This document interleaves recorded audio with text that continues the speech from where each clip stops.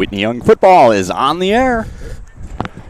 I'm Barry Newman, joined by the pride of Sydney, Ohio, Jack Wildermuth. Jack, welcome. Barry Newman, I'm so glad to be with you down here at Perspectives Leadership Academy. Yeah, we got Perspectives Warriors hosting the defending Chicago Public League champion Whitney Young Dolphins today for week 2 of the 2025 season.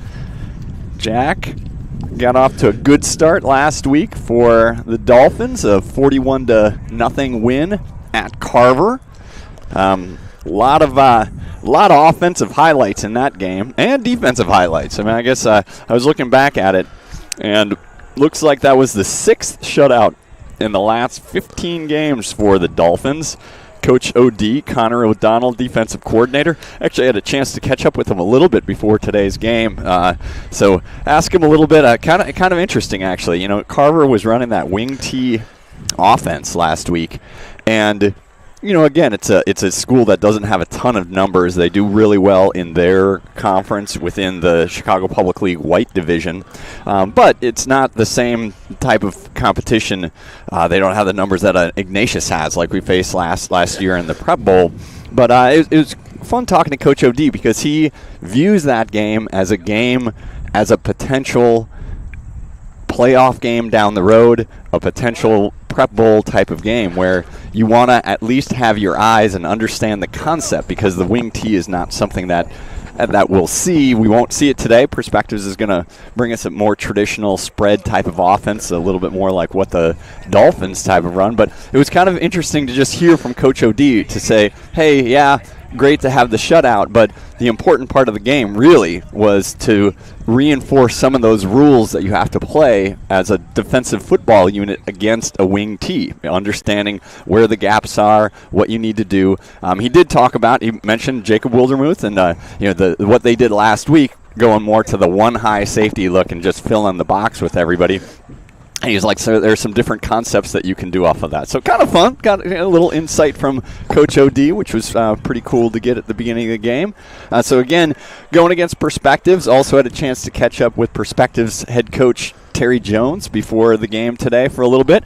Coach Jones, and every time we're down here, really enjoy him. He's the vice president right now. He's going to be the president of the Illinois High School Coaches Association, so IHSA coaches side of things, which is pretty cool. I mean, he mentioned his coaching lineage, and I think he said he played at Wisconsin and then was at St. Francis and was under the great coach Gordy Gillespie there. So that's one of those names. If you got a little time before the game, you're sitting down with your Bloody Mary and your full brunch spread right now, the omelets and the what's the normal what at the Wildermuth house when we're going full on brunch, what we got going on? Well, when we go for the Big Ten 11 a.m. Kickoff, which was what we're doing here, so I think it's more of a spicy Bloody Mary. Okay, with the focus on the maybe a little extra Tito's. Then Kelly makes some great egg sandwiches. Oh yeah, and then a lot of extra bacon. It would seem that seems to be our good. How about yours? What was there? Yeah, I mean, I think that definitely an egg's always a staple. Newman family French toast is one of those things. Mm-hmm. You know, it's like you get some really high quality bread. You get that all soaked in overnight. You know, maybe some Texas toast soaked in some good. Overnight. Little vanilla extract is kind of like your secret ingredient there, with a little bit of cinnamon on top. I bet everybody tuned in for a football game today, and instead we're Bobby from Wisconsin. Did they serve you a tiny extra beer on the side of your Bloody Mary? Yeah, that absolutely. Was always an interesting thing in being. Oh, without a doubt. I mean, that's just. That's sort of like mother's milk. Right. So it's like, yeah, that's beer. Of course it is. All right, let's get back to the action on the field. So again, let's talk real quickly back to last week. So big time game, 41-0, career game for Vaughn Conrad. You just saw him at the controls last year, the senior quarterback, having his way back there. So Vaughn passed for a career best 161 yards and 3 touchdowns last week. Connected with 5 different receivers on the day, with those touchdown passes going to Sheldon Williams. Sheldon Williams, he of the Week 1 touchdown last year and this year. Rating Scott Meir for his first varsity touchdown touchdown, as well as Bennett DeRoss for his first varsity touchdown. If you tuned in, DeRoss had an interception on the first defensive play, which was followed by Missouri commit Maxwell Warner taking it to the house on the first offensive play for the Dolphins. So Max went 52 yards on that touchdown. On the day, 9 carries, 153 yards. That's 17 yards per carry and 2 touchdowns. Also threw an interception in on the defensive side. That was Max's 5th of his long and illustrious Dolphins football career. No, it was great to see. We're going with VK5, Von Conrad. VK5. Spread the ball around, as you mentioned. 3 touchdowns to 3 different receivers.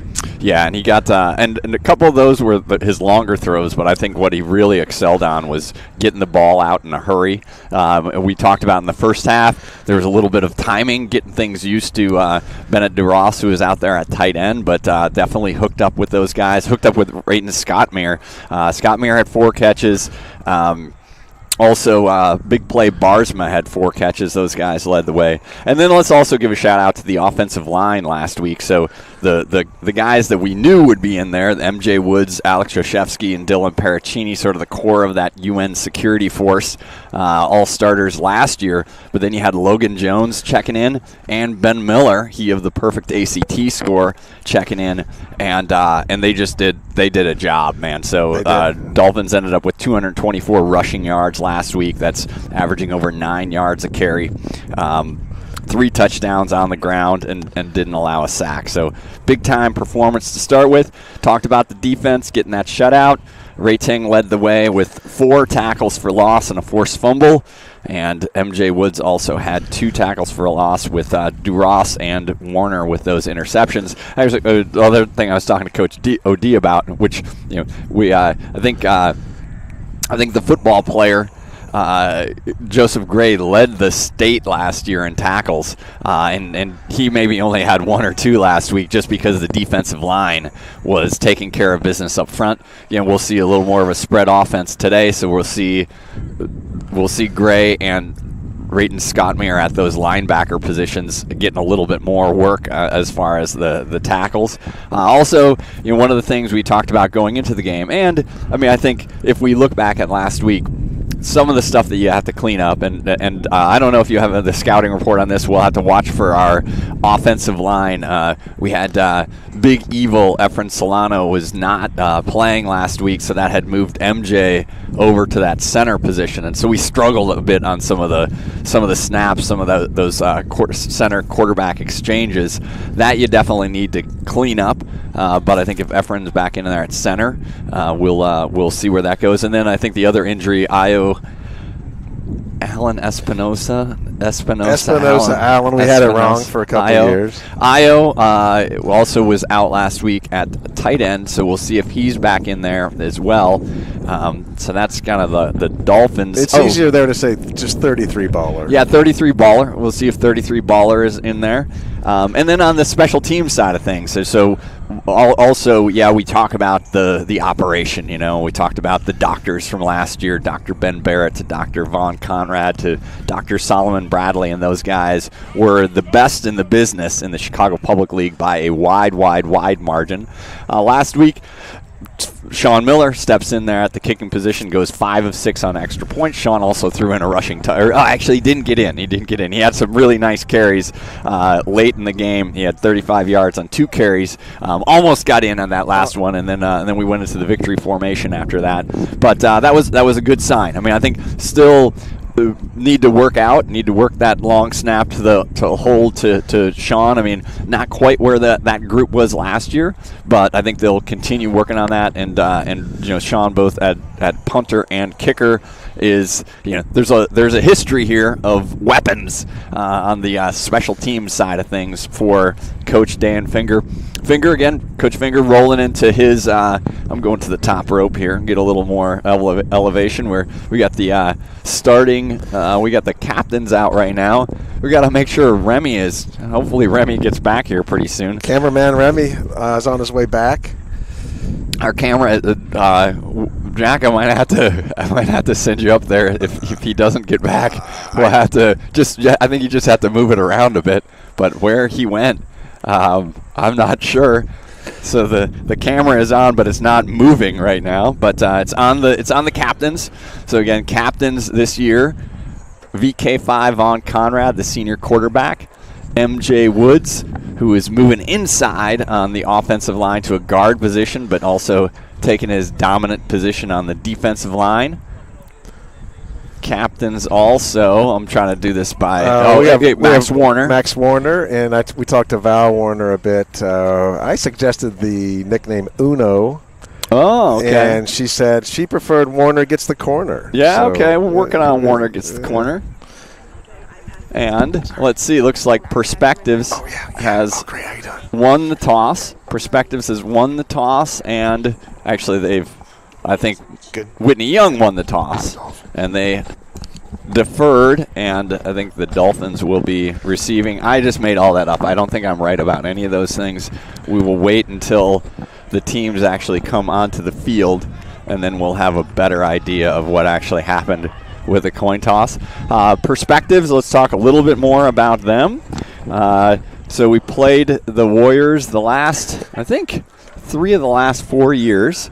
So again, Terry Jones in his 16th season, and talked about him being elevated to that president position of the Coaches Association. He said, first time a coach on this side of the town has gotten that honor. So looking forward to that. A lot of things. Again, we talked real briefly to him about some of the changes going on at the playoff level, which will be interesting. I think, Jack, I think you're going to have to go up there and move the camera around. I think just don't worry too much about any zooming, but just I'm on it, Barry. Just point at the action. So Remy went out to get some hydration, I think, and so we don't see him back in here yet. The So Army team is on it. All right, very good. I'm going to go to we're going to a one-man booth until we're locked back in on all those things, and then we will have Jack back on the mic. So Perspectives last year finished the season at 5-5. Overall, they had a 5-2 record in the Chicago Public League White South Conference and finished tied for second with both Carless and Diet. Linebacker Justin Harris was a first-teamer, all-CPL selection. I think his second consecutive year. Harris has graduated. Looked at it on his social media. Looks like he's playing collegiately at Knox College. Perspectives dropped a Week 1 decision last week. Lost 20-6 to UIC Bulls Prep. We've seen that Bulls Prep team, and they're a good one. So definitely a lot of speed in that group. So Coach Jones and the Warriors trying to even up their record at 1-0, or at 1-1. Sorry, that wouldn't be even. 1-0 would not be even. 1-1 would be even. That's what they're going for. But Sean Miller has got the ball teed up. Dolphins looking to go 2-0 early in this 2025 season. So Chicago Public League Red versus Chicago Public League White matchup. Again, Dolphins coming off their city championship last year. We got a pretty stiff wind blowing out of the west. So side to side. Don't have any flags really to look at here. But Miller with it teed up, kicking it deep. Fielded at the 15-yard line by Perspectives, making his way to the right. Good pursuit. Excellent pursuit by Lee Dingfield and Devonder Shoemaker. Those two guys are stalwarts on this Whitney Young special teams unit, and they were down early, corralled the Warriors returner, and it looks like we're going to start 1st and 10 at about the 25-yard line. Defensively, for the Dolphins, looks like we've got Spellers at the right D end. On the nose, Dylan Paracchini. And MJ Woods on the outside, on the left-hand side. Looks like Josiah Purnell, outside backer, as well as Logan Lopez. Those are your outside backers, your inside linebackers. The football player, Joseph Gray, Rayton Scottmere, and then Sheldon Williams and Bennett DeRoss in the back. So we don't have a whole lot of elevation here. So we're going to try to call out the best on perspectives group. There's a quarterback keeper off on the right-hand side. Incomplete pass. Logan Lopez on the coverage out there. Looks like we've got Terrian Eubanks. Terrian Eubanks, the quarterback. Senior, 5'9", 175. Coach Jones gave me some other guys to take a look at here. Herman Yancey is a junior wide receiver. Looking good. I think that pass was actually intended for him, as well as Donald Bunton Jr. So Eubanks heads over for the play from Coach Jones. Remy checking back in.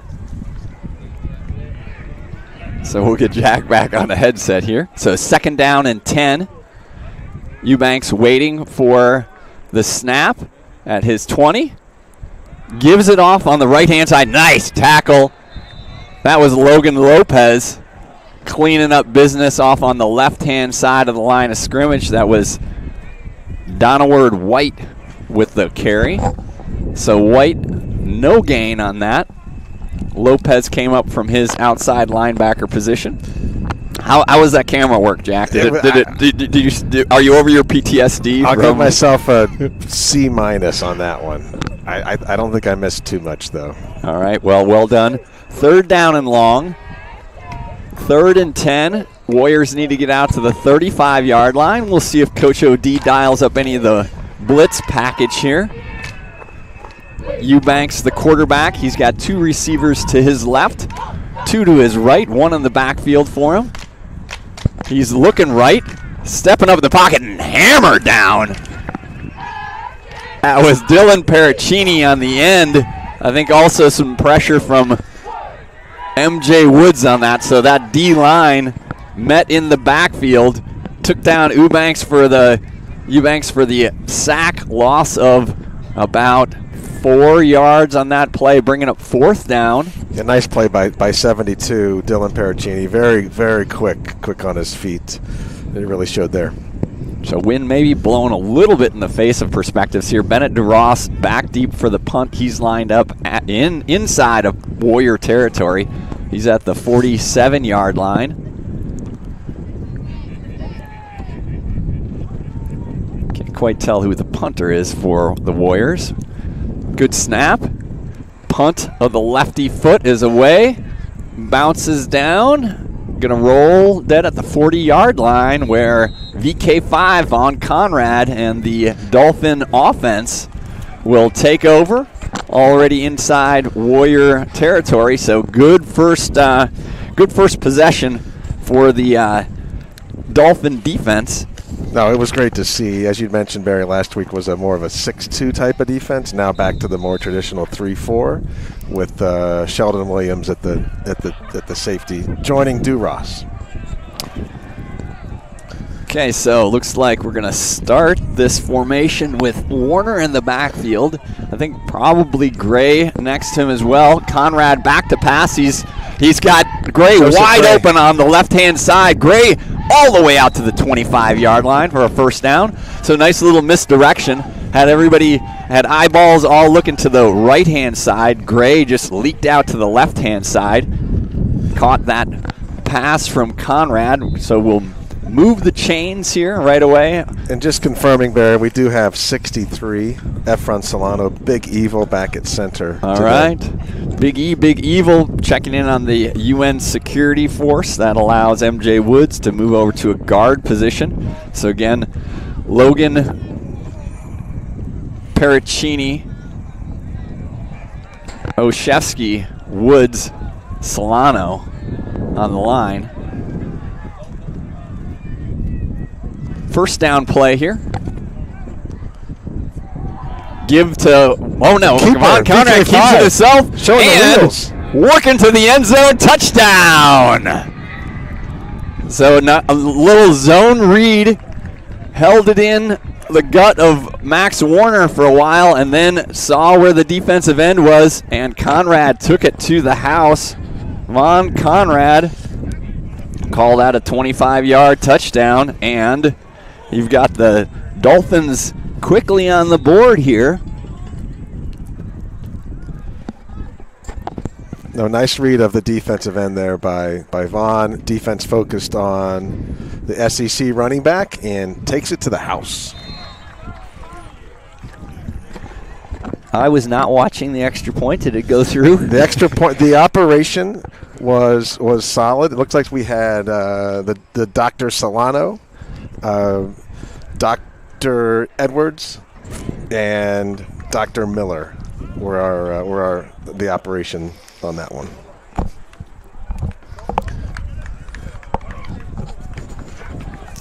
All right, so Conrad puts the Dolphins up. So the kick actually went. Here they're saying the kick didn't go through. Is that right? Oh, no. I missed that. I honestly, I was trying. We had some technical difficulties right before we went on air today, where I couldn't get the camera located. So then I had to get back. It didn't have the scoreboard up there, so I had to do that. There's always, if people could see the chaos that goes on here.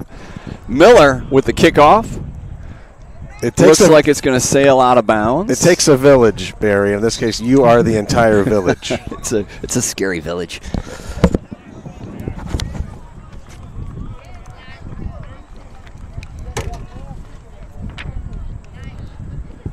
So Dolphin defense back on the field.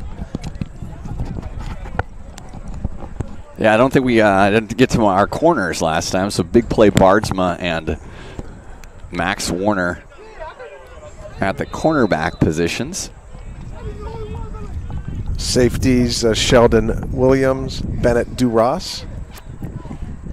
Outside linebackers, Josiah Purnell, the Truth Purnell. And double L, Logan Lopez, number 9. All right, double L. We throw another one in there. All right, so Perspectives takes over at the 35-yard line. Eubanks, the quarterback, 2 receivers to his right. Back to pass. You got Purnell chasing him down. The Truth. Number 3, showing Josiah some speed. Purnell. Came off the right end and chased Eubanks down all the way over to the left-hand side.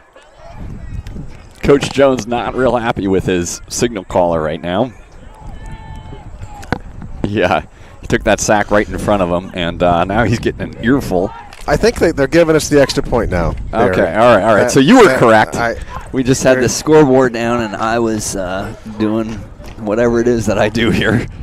All right, so second down and long. That was a loss of about 7 yards, 6 yards. Call it 6 yards. Ball at the 29-yard line. Warriors would need to get to the 45 for a first down. Eubanks going to keep it himself, picking his way up the middle. He just runs into Agent Zero and the rest of that defensive line. John Spellers, Joseph Gray in on that tackle. So again, this Dolphin squad pitched a shutout last week. Paracchini checks out, and I think we got the dinger checking in. The dinger in. So Lee Dingfield checks in. So Coach OD giving a little bit of a different look here on third and long. We'll see. I think he's going to rotate. So Dingfield kind of playing a deep safety look. So it looks like a 3 safety look with Duras, Dingfield, and Sheldon Williams. Eubanks getting the snap, looking quickly to his left, completed, and tackled nicely by, I think, probably Duras over there. It was number 7, Bennett Duras. Bennett Duras nice with pursuit. a third down tackle. Pickup of about 6 on the play. Only back to the original line of scrimmage. So that will put Perspectives back in punt position again. Duras at the 40, at the Dolphin 40.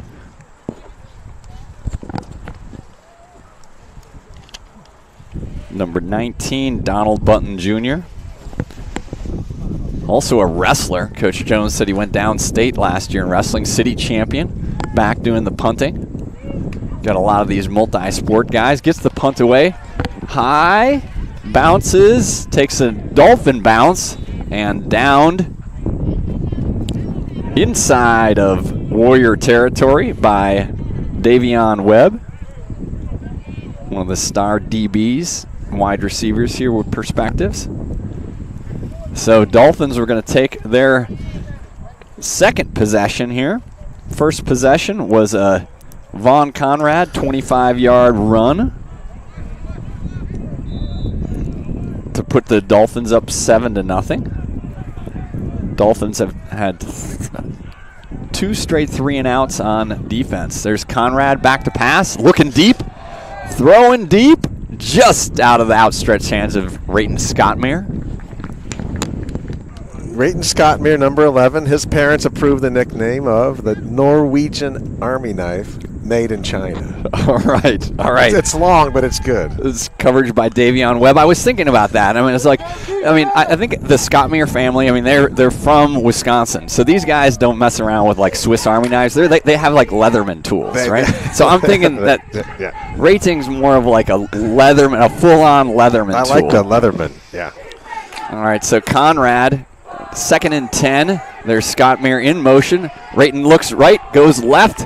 Ball is tipped in the backfield. Good play, good pursuit by number 8, Kobe Hamlet. Also a guy that Coach Jones mentioned in my pregame conversation with him as a standout on this team. So yeah, I was thinking about that, the whole Leatherman tool thing. I mean, Jack, you and I as Lincoln Park kind of guys, I don't think that they roll out the true Leatherman tool to Lincoln Park guys because they're afraid. Yeah, I've never it's sort of that. like in grade school when you had the scissors with like the little the rounded off tip. Those are the kind of Leathermans they give us in Lincoln Park, but not in Wisconsin. Handoff to Warner. Warner up the middle, fighting toward the first down, but nice stop by the Perspectives, right-hand side of their defensive line.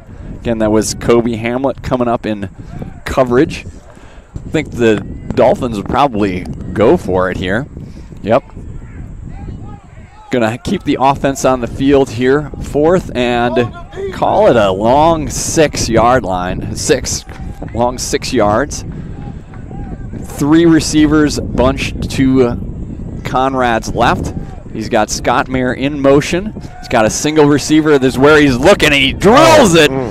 And he got big play Bardsma in the hands.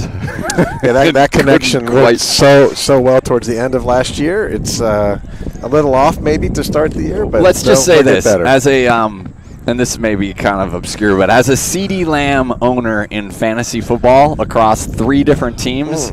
I'm not going to worry too much about drop passes this early in the year, but that was a first down CD. Definitely left some points on the table for the Dallas Cowboys and for Barry Newman's fantasy football squads. So Perspectives takes over. Whitney Young with the 3-and-out.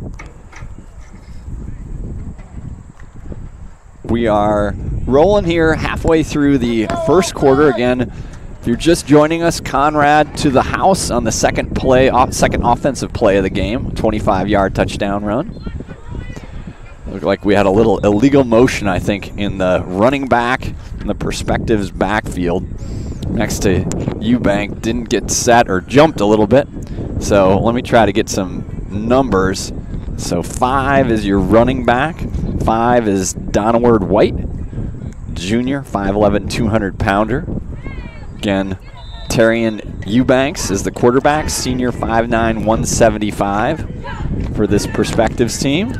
Got good size on the offensive line. We'll try to get some of those numbers later. Dolphins loading the box here. Eubanks gives it inside and hammered down. That All-American attack force looking strong again this week. I think, is Logan Jones in there? Yeah, Logan Jones. Logan Jones on the tackle.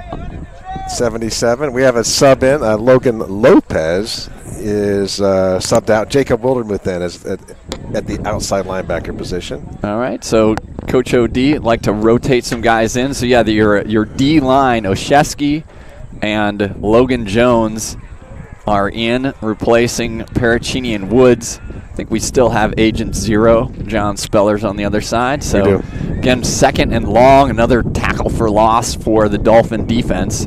Eubanks waiting for the pass, looking left. He's a nice pass over there, but Yancey was not able to pull it in. Again, pretty windy day here. I think a few extra miles per hour. We didn't get because you had to jump on the camera. We'll need to check in on our weather report at some point. We will get the honorary Paul Conrad. Yeah, this wind report. is gusting to 500 knots right now. 5,000 knots? I think it's 5 billion knots yes. of wind. Third and long. Warriors would need to get into Dolphin territory for a first down. The pressure is going to come. Eubanks back to pass. He actually has a clean pocket. And, Max Warner almost picked it off. Herman Yancey, pass was intended for him. Actually, I think Eubanks did a nice job, kind of dropped it in there, but Warner was back in coverage. Yeah, Sheldon Williams, nice coverage there. The Leatherman back also for the Dolphins. So it looks like Perspective's going to send that punt unit back in. Third possession, third punt. Bunton Jr. going to be back to punt, and DuRoss back to receive for the Dolphins. On the punt team, Kendall Lynham lines up, protecting the gunner. Waiting for the snap. Decent snap. Pressure was on, but good kick away. DuRoss is going to field it at the 35, getting to the outside, out across the 45-yard line. 40 called the 46-yard line, so nice little 11-yard return there for Bennett DuRoss, the senior. So Dolphins will take over. 14, Devander Shoemaker trying to get him a block out on the outside. Nice tackle by the Perspectives young man.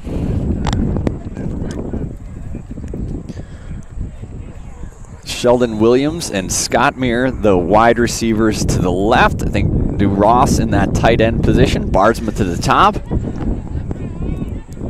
Conrad giving it to Maxwell Warner, picking his way. Ushered out of bounds after a nice gain. I think Max picked up about 6 on that first down carry. 3:40 left here in the first quarter. Dolphins leading 7-0 on week 2 of the 2025 season. Conrad collects the play from Coach O.D. Dolphins in their crisp white uniforms. Looking good out here today. Conrad, the QB. He's got Warner to his left.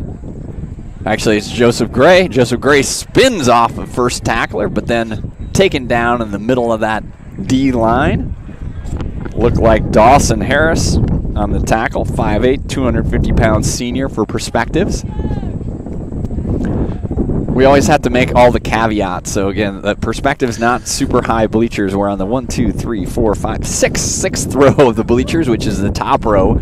So a little bit tougher for us to see some of the numbers there. We got Remy up a couple levels from us next to the press box. DuRoss in motion. Third down and short. Handoff up the middle. Joseph Gray getting that first down. Nice job by that offensive line and clearing a lane. Donaward White with the tackle coming up from his linebacker position, but not before Gray was able to get the first down out to the 43-yard line. So 1st and 10 for Conrad and the Dolphins. First down Dolphins, brought to you by Sorelli's. Sorelli's Finer Foods. Get your Italian beef and other fine sandwiches from Sorelli's. Give up the middle. Go Max. That's Maxwell Warner. Shaking and baking. Nice job, though. Good tackle on the outside. I think that was Taryn Eubanks, actually, the quarterback that came up. So Max got a nice burst. Got out about 7-yard gain. Thought that we were going to get that Missouri SEC commit to the house on that one, but Eubanks and some of the other defenders at Perspectives had a different idea, but nice first down pickup. That gives the Dolphin offense a lot of different options. DuRoss and Williams and Scottmere, receivers to Conrad's right. Bardsma to his left. Conrad keeping it himself. It's a replay of his touchdown run almost. So got the Perspective eyes on Warner. The running back heading off to the right. Conrad keeps it. Picks up a first down all the way down to the 20-yard line. Yeah, nice vision by Vaughn. The Warriors, not surprisingly, focused on our SEC running back Maxwell Warner. So nice job. That was one thing last week that Conrad didn't really need to do, because he was wheeling and dealing it from the quarterback position. A lot of nice passes. Did not need to run nearly as much today. 2 big runs already. That first quarter touchdown run, and now a big first down run, getting the ball down to the 20-yard line. I think we've got one of the Perspectives players getting a little bit of help here, so got a timeout while they attend to Tali Hassan. Hassan, the senior defensive back, also one of the guys that Coach Jones very high on here. Good player for him over the past couple of years. Barry, I think it's time for the weather report, sponsored by Paul Conrad and the Conrad family. 62 degrees, gusty winds here, 8100 block of Lafayette. Dew point is currently 46 degrees. All right, so dew point not in play today. Winds are 100 billion miles an hour. 100 billion miles an hour coming out of the southwest. Conrad delivers it quickly to DuRoss. DuRoss still on his feet. A couple nice spin moves. Tried to hit the brakes at the end and make another one, but slid down. But nice job. That we saw a lot of that last week, where really Conrad getting the ball out in a hurry and getting some positive yardage. That picks up 8 yards. Call it 8.5 yards. Ball at the, I don't know. Ball at the 13-yard line. Maybe it was more like 7 yards. I don't know. The stick might, as I said to Tony McHale, always blame the chain gang when we get things wrong here. But this is a good angle, I think, for all of us to see. Scottmere, Williams to the left. Warner in the backfield. Handoff to Warner. Warner picking his way. Get there, Uno. Keeping his feet going. Churning. He's got the whole Perspective defense bringing him down. But I think that was going to be enough for a first down. Yep, inside the 10-yard line. So that'll be a first and goal situation. Efren Solano out there again. Solano checking in. Big E, Big Evil at the center position.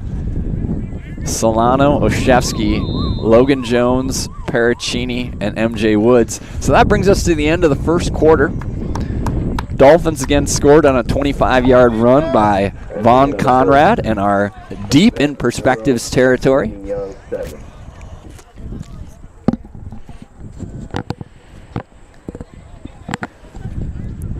So I hope you're all having a good day so far. A lot of football on tap again. It's just it's that time of the year. It's so good. It's like you get the Thursday night. NFL gave us both Thursday and Friday night games. Friday night game for the Northwestern Wildcats yesterday. They took care of Western Illinois. Cats on the board this year. Yeah, cats on the board. Whatever it takes, man. You gotta bust a team in from Macomb to get in the win column. Whatever it takes. Jack, you'll have to. How was your trip to Columbus last weekend? It was nice. Did a road trip after the Dolphins win last week. Friday matinee. Took a road trip over to Columbus. Arrived about solid 2 a.m. Went to the tailgate, and it was quite an environment. Did you go to the tailgate at 2 a.m. or did you get a little sleep first? The Sydney, Ohio tailgate was set up at 3 a.m. And I did call one of my high school friends, and he said, "Can you give me a ride to the tailgate?" And I said, "No, we're going to go sleep 4 or 5 hours." And then, but it was a fun day. So it was set up and rolling. It was rolling. Guys were ready. It was rolling by 3. That's impressive. That's impressive. I have to say, I did that once. Iowa. Some of my brother's friends. We were out there for an Iowa Northwestern game, and I think that thing got going very, very early in the morning. With the full-on RVs, RVs with a satellite dish to pull in all the games and everything else. That's a great experience. So Big Ten football, man. Really, really good stuff, and good win for your Buckeyes. It was it was a fun day, and then right now we have down in Bloomington, Indiana, the Hoosiers taking on Kennesaw State. You got a score on that one? I have Indiana 7, the Owls 0. Okay. All right, Conrad at the controls. Give to Warner. Warner into the end zone. Maybe. Ugh. I was a little bit fired up on that call. I think he rolled over. I think his knees were off the ground, but I think they're going to mark him down at the 1. Mark him down at the 1 yard line. So first down carry. Warner into the shadow of the goalpost right there at the half-an-inch line. You got to see. So Jack, this goes back. You talked to Bennett Newman. You just talk about Indiana. Bennett's down there. This is the site of a Bennett Newman touchdown. We'll see if Conrad gets under center or if they're going to give this one to Maxwell Warner, who goes in untouched. Touchdown! 3rd touchdown on the year for Maxwell. Get the corner, Warner. He didn't have to get the corner on that one. He just waltzed in behind the UN security force and the gaping holes they had wedged in the Warrior defense. That was a little overly dramatic, but I've got a flair for the overly dramatic. Yeah, nice blocking up front by the UN security force. All right, so Warner puts the Dolphins on the board. I'm going to wait this out for the snap, hold, kick. Good for Sean Miller. And that puts 7 more on the board for the Dolphins. They go up 14-0 here early in the second quarter at Perspectives Leadership Academy. Yeah, 2 years ago the Dolphins were down here, led by the quarterback Bennett Newman in his first rushing touchdown of his career. Yep. Down here in South Lafayette. Also 2 touchdowns by Nazir Rankin. Yep, that was. I had remember that was like it was kind of interesting because you always had heard about Nazir coming in, Nazir Rankin, who is now at Morgan Park and heading to Illinois, one of the top 100 recruits in the nation. And freshman year, Nazir got hurt in that first game against Hope, and we didn't see him back on the field. And you had heard like, hey, this guy has a lot of talent. But yeah, he teamed up. I think if I remember right, 2 to Nazir and maybe 1 to Anthony Hood that day. I think it was 3 passing touchdowns for Newman and the rushing touchdown, which got the Dolphins rolling that year because that was a tough early season schedule, a loss against Hope, but then a win against Perspectives, and then on to the city championship at the end of the year. Miller booms one all the way back inside the 11-yard line. Jacob Wildermuth. And then the rest of his friends clean up, but that was Wildermuth shot out of a cannon again. Lopez and Agent Zero, John Spellers down there as well. But man, Wildermuth, what are you giving that kid in the morning? He's just flying down there on special teams. Maybe sugar-free Monster, if he's rating his dad's drink selection. Well, again, we were talking about the Wildermuth brunch spread. So was he? He wasn't getting into the spicy Bloody Marys on that. Absolutely not. Absolutely not. So we'll leave that down for the crew down in Bloomington, Indiana. Yep, absolutely. Yes. The other Wildermuth. He maybe has a Bloody Mary bar going before that Kennesaw State Hoosiers game today. So Warriors backed up all the way at the 10-yard line after that spectacular special teams play by Wildermuth. Eubanks, the quarterback, at the 2, looking to run it himself. He's got a lane. He's got Scott Meir tackling him out, but not before they get a first down. I think Kendall Lynham also up on the pursuit. Yeah, 42 Kendall Lyman making a nice tackle. So good job by Eubanks getting out there, getting the first down for the Warriors. Clock running here, 10:49 left in the first half. It looks like Kendall's in for Uno at corner this series. All right, so Lynham at cornerback, replacing Max Warner. I'm sure just for a series. Yep, Max on the sidelines, getting a drink of water, I can see right now. D-line, looks like we got Agent Zero, Paracchini, and Woods back in. Eubanks, whistle was blown before the play.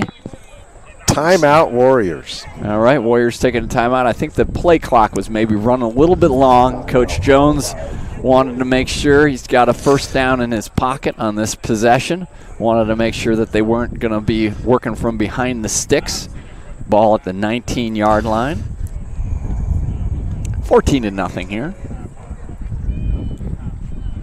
Again, second week of the Chicago Public League schedule. Next week, Jack, we got another fun game time. We got a happy hour game on Friday afternoon, 4:15 kickoff out at Rockney. Homecoming matchup against the Westinghouse Warriors. It's going to be fun. It's nice to see the Dolphin team / administration get that homecoming game moved to a 4:15 kick. I believe buses leave the school a little early, about 2:30. It'll be a packed house there on Rockney. That's always a lot of fun. I encourage any Dolphin parents who have not attended a pep rally to come out for the homecoming pep rally. The school is at its finest. It's always at its finest, but man, go to a pep rally. You come home after having had some of the Whitney Young Kool-Aid, and you are fired up singing the fight song with Principal Harris. Eubanks, quarterback, high snap. He corrals it, but that's the truth. Josiah Purnell. Nice play. With a big-time sack. So the snap was high. I'm not sure if it was meant to be a direct snap to the running back, but bounced off of him to Eubanks, and Josiah the Truth Purnell with his second big tackle for loss on the day.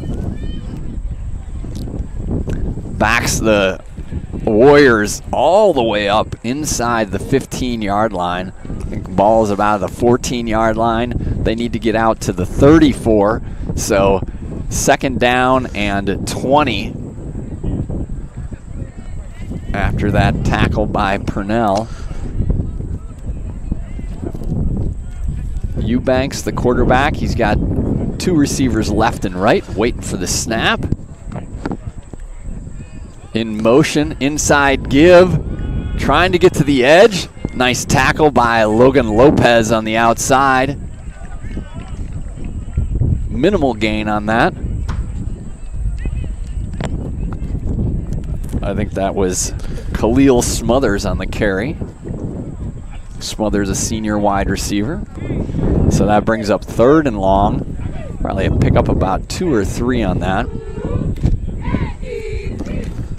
So again, Dolphin defense dialed up a shutout last week. It's 6th in the last 13 games. Currently keeping the Warriors off the scoreboard. Warriors 3 and outs on their first 3 possessions. We've got a first down here, but deep in their own territory. Got to think the Dolphins are going to bring some pressure here. Woods, Paracchini, Spellers, Lopez and the Truth looking to meet in the backfield. Eubanks 3 receivers to his left. Motion man, give, and a halfback pass. Great coverage by big play Bardsma, and looks like the referee on the side threw the flag. I'm not sure. I mean, you all saw it at home. I think Bardsma had good coverage. What they'll talk about there is that he didn't turn his head, and because he didn't turn his head, there was maybe a little bit of contact by him. But I think still good coverage. But that's what we're going to get, a little defensive pass interference on Bardsma. So that was a little handoff halfback pass there. I think that might have been Torians Bard who threw the pass. Bardsma, again, with good coverage, but picks up the penalty. So yeah, Miles. But it is again. This is high school football rules here, so it doesn't give them a first down. So the Warriors get 15 yards on the penalty, but because they were facing a third and long, they're now at a 3rd and about 4. Ball at the 31-yard line. They need to get close to the 35. Eubanks, the quarterback, 2 receivers to his top, running back to his right. Eubanks, ball on the ground, picks it up, but he's wrestled down immediately. Again, we got Agent Zero. Agent Zero. Nice job by Spellers. I think the Truth was over there as well, Josiah Purnell. So Warriors were not able to, again, back to the nuances of this game and the fine points that you got to get done. They've had a couple center to quarterback exchanges that have not been super clean, and that just threw the timing off on the play, and Eubanks had all he could do to try to stay alive back there. John Spellers, Big John, Agent Zero, coming up from that left defensive end position with the tackle for loss, brings up 4th and 10, and going to bring on the punting unit again for Perspectives. Perspectives looking over Dolphins Coach leaving Jones. their regular defense in. I don't know if Coach O.D. saw something. Duras lined up at the 50. Looks like somebody was missing. We won't name names, but somebody was not on the field for the special teams unit for Perspectives. Now they've got their 11 out there. Punt is away. Nice punt. Getting out all the way across the 50-yard line. Back into Dolphin territory. Probably going to mark that at about the 48-yard line. So Dolphin defense, after giving up a first down run to Eubanks and a pass interference call, does tighten up and gets the ball back over. Again, 14-0, 6:38 left here in the first half. I think we got the backfield of Warner and Gray out there flanking Von Conrad. So 2 running backs. Conrad giving it to Maxwell Warner. Max is spinning, doing all he can. Good pursuit by the Perspective defensive line. So I think held him to no gain on that one.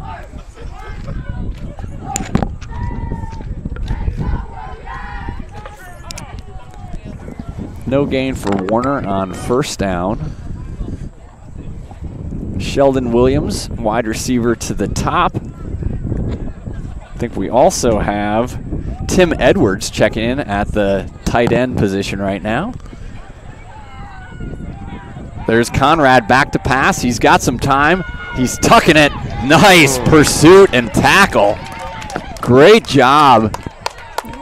Trying to pick up the number. I think it might have been number 11. So really, really nice job. Good coverage downfield.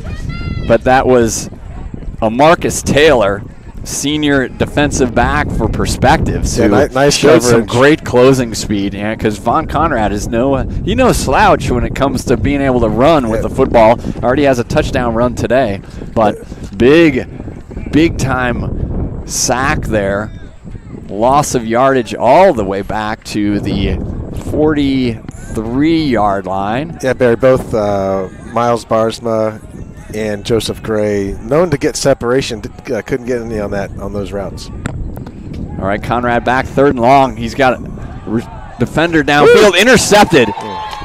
Overthrew Barsma and intercepted, picked off by number 7, Davion Webb. So Webb had 5 interceptions last year for the Warriors and picks up another this year. So that ball just sort of sailed high. Good pursuit, good pressure by the Perspectives D line. I think their defensive end coming off the right-hand side forced Conrad to put that one up, trying to go to big play Barsma downfield. Again, very windy today. I'm sure that had a little bit of effect on things as well. But a good job by Perspectives in getting the turnover and putting themselves into business at the 40-yard line, Warriors 40-yard line. Eubanks is going to go under center here, so they've had some problems with that quarterback-center exchange. He's going under center. They're going to a traditional I backfield here with a fullback. Give to the tail of the tandem, still on his feet, working to the outside. Maxwell Warner with a tackle, along with Joseph Gray. But very nice first down run by White. Donald Ward White with the first down run. Junior 5'11", 200-pounder. So Warriors in business in Dolphin territory. Yeah, Dolphins rotating some deep defenders in. Dylan Pericini back in at the nose tackle position. MJ the Bull Woods at the tackle.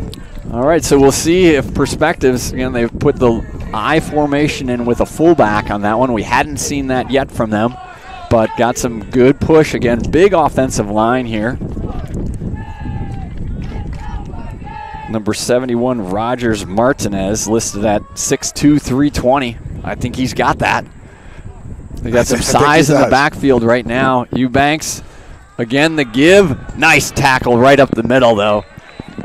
I think that was Joseph Gray, football player, and Jacob Wildermuth in on the tackle. So good job there for the Dolphin defense, getting a minimal gain. Call it a gain of 1 on that first down play. You got White running in that tail of the tandem.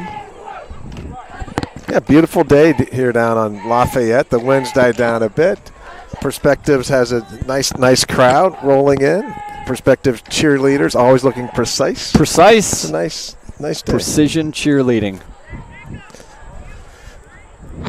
Yeah, there's definitely some size. You look on the other side of that line, Caleb Williams, 6'4", 279. So, yeah, he's a man. He's out there. Look at that. Eubanks under center. Keeps it himself. Rolling to the right. He's got some room. Gray is chasing him. Really nice pursuit on the outside, though. I think that was DuRoss coming up. Yeah, DuRoss coming up from his safety position.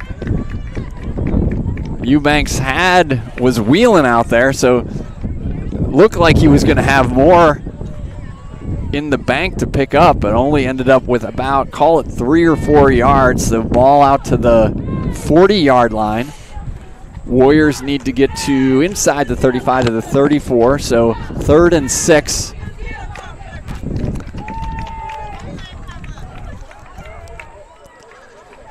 DeShante Crosley also checking in right now for Perspectives.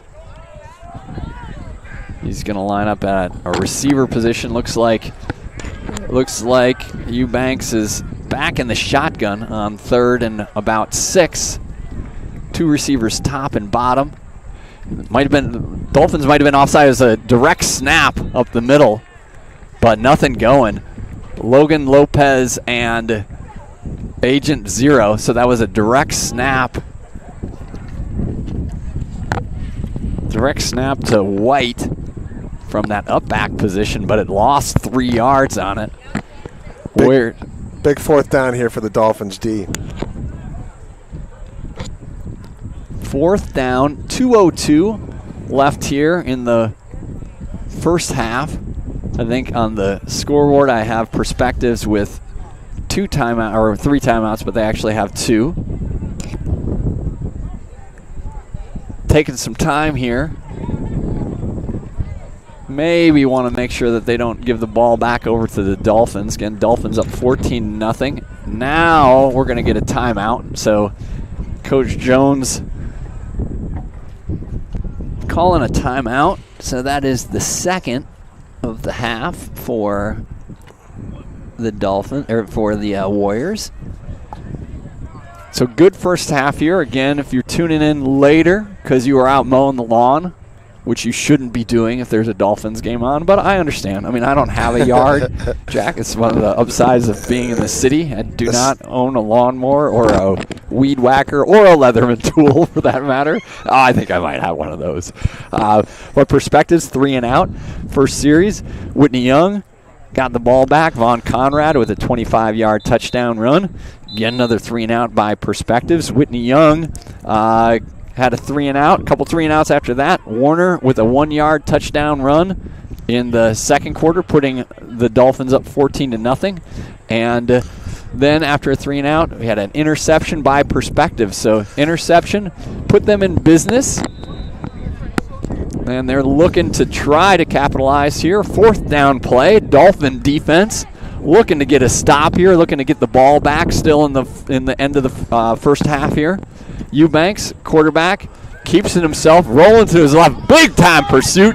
Agent Zero. Zero is your hero. Zero is the hero. John Spellers. Great Spellers. So Spellers, again, he's got some definite interest at the college level, and you can see why. He's got the speed, former Whitney Young basketball player. Big sack here. Yeah, big sack. Puts the Dolphins with great field position with 1:32 left in the half. Yep, so with that sack, all the way into Warrior territory. DuRoss, Sheldon Williams, and Scott Meir, the receivers to Conrad's left. Bardsman to his right here. Scott Meir in motion. Conrad back with deep, time. deep to Miles. Going deep. Bardsma. Big There we go. play. Bardsma. Touchdown. Give it to him. Yes. Now a touchdown. Now there was a good Peanut Tillman on the end, but that was a big time hookup. Conrad. Bardsma got deep, got the separation, and a touchdown. Call it a 45-yard touchdown. Conrad to big play Bardsma. Big play, Miles. Great separation. The referees sometimes in Chicago publicly love to call guys down at the half-yard line, but he was in. Touchdown, Dolphins. All right, that was so Speller sets it up with the sack. Oh, the ball sort of rolled back. Conrad, fire, just launches that one out. So extra point will be no good. Conversion no good, but Dolphins up 20-0 on that. Doggone pretty pitch and catch from VK5 Vaughn Conrad, senior to senior. Big play Miles Bardsma. Those guys hooked up 4 times last week, didn't get in the end zone. This week they're in the end zone on that senior connection. Nicely done, Dolphin defense, getting that ball to the offense. Nice job, Vaughn Conrad, and the offensive line kept him clean back there for the delivery.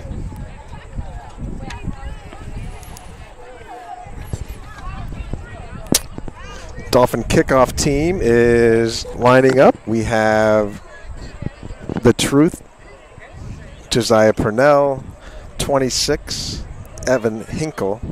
Niven Hinkle should know that by now. 39, our freshman, Mason Abdul Alim.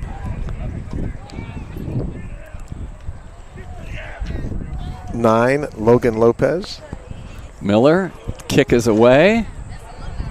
Hammered out of the end zone. A Solomon Bradley touchback. So Miller, definitely, I talked about the wind. I do think, it may be, I don't know, we don't, actually there are some flags on top of the posts here, definitely coming from the north, sort of a northwest, so that helped that touchdown throw for Conrad, and definitely helped that kickoff for Miller.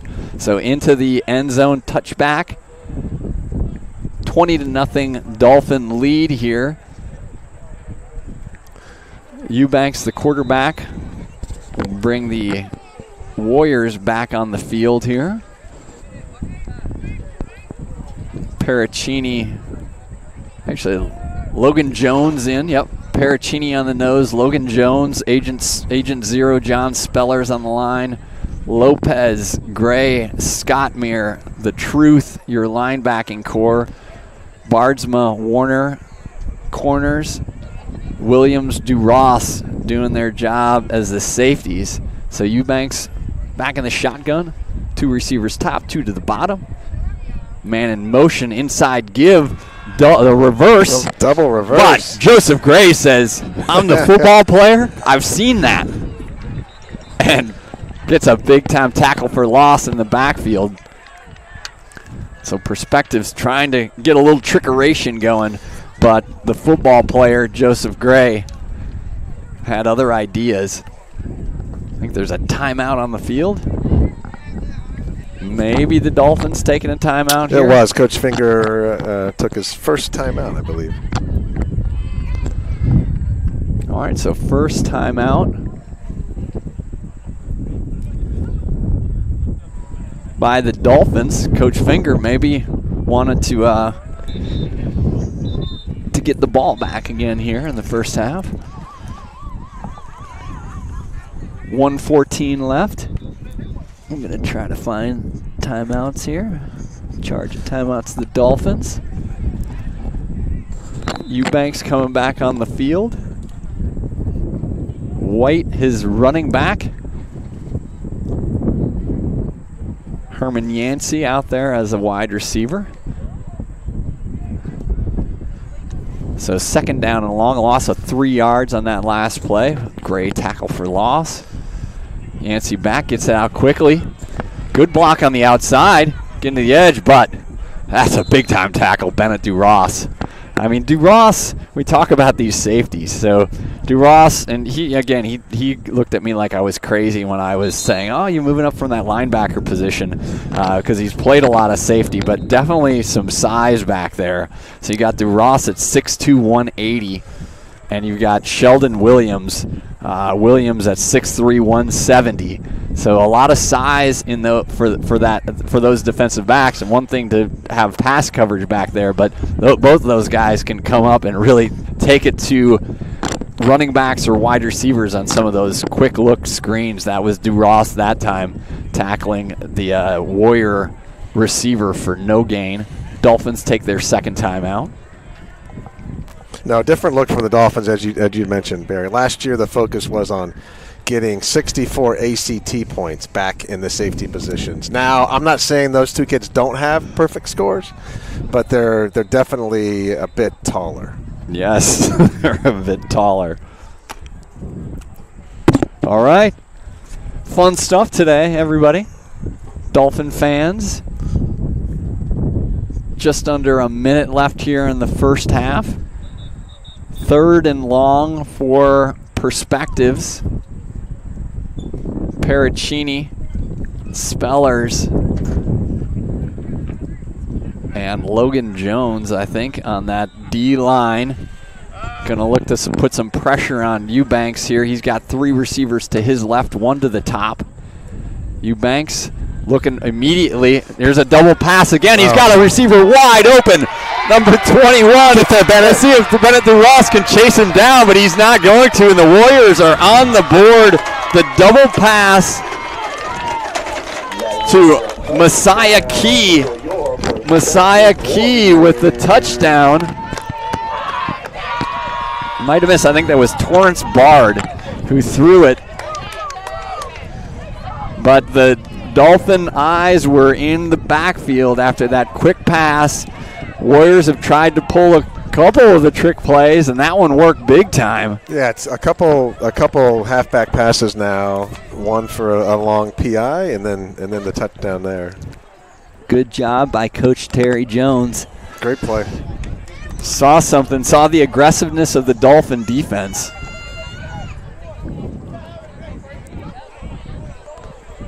I think the coaches they're having a good time down here talking about that play. Gathered up around the 50-yard line. So it looks like Perspectives is looks like they might be going for 2 here. Yep, no, I think they're gonna put the kick down. They're not backed up too far though. This will be a short snap. He's gonna keep it himself and gonna roll into the end zone untouched for the 2-point conversion. Nice job, nice play fake there. That was Terry Eubanks, the quarterback. Trickeration. So Eubanks, 2-point conversion. Yeah, you sent something a little different on that play, Barry, and you were exactly right.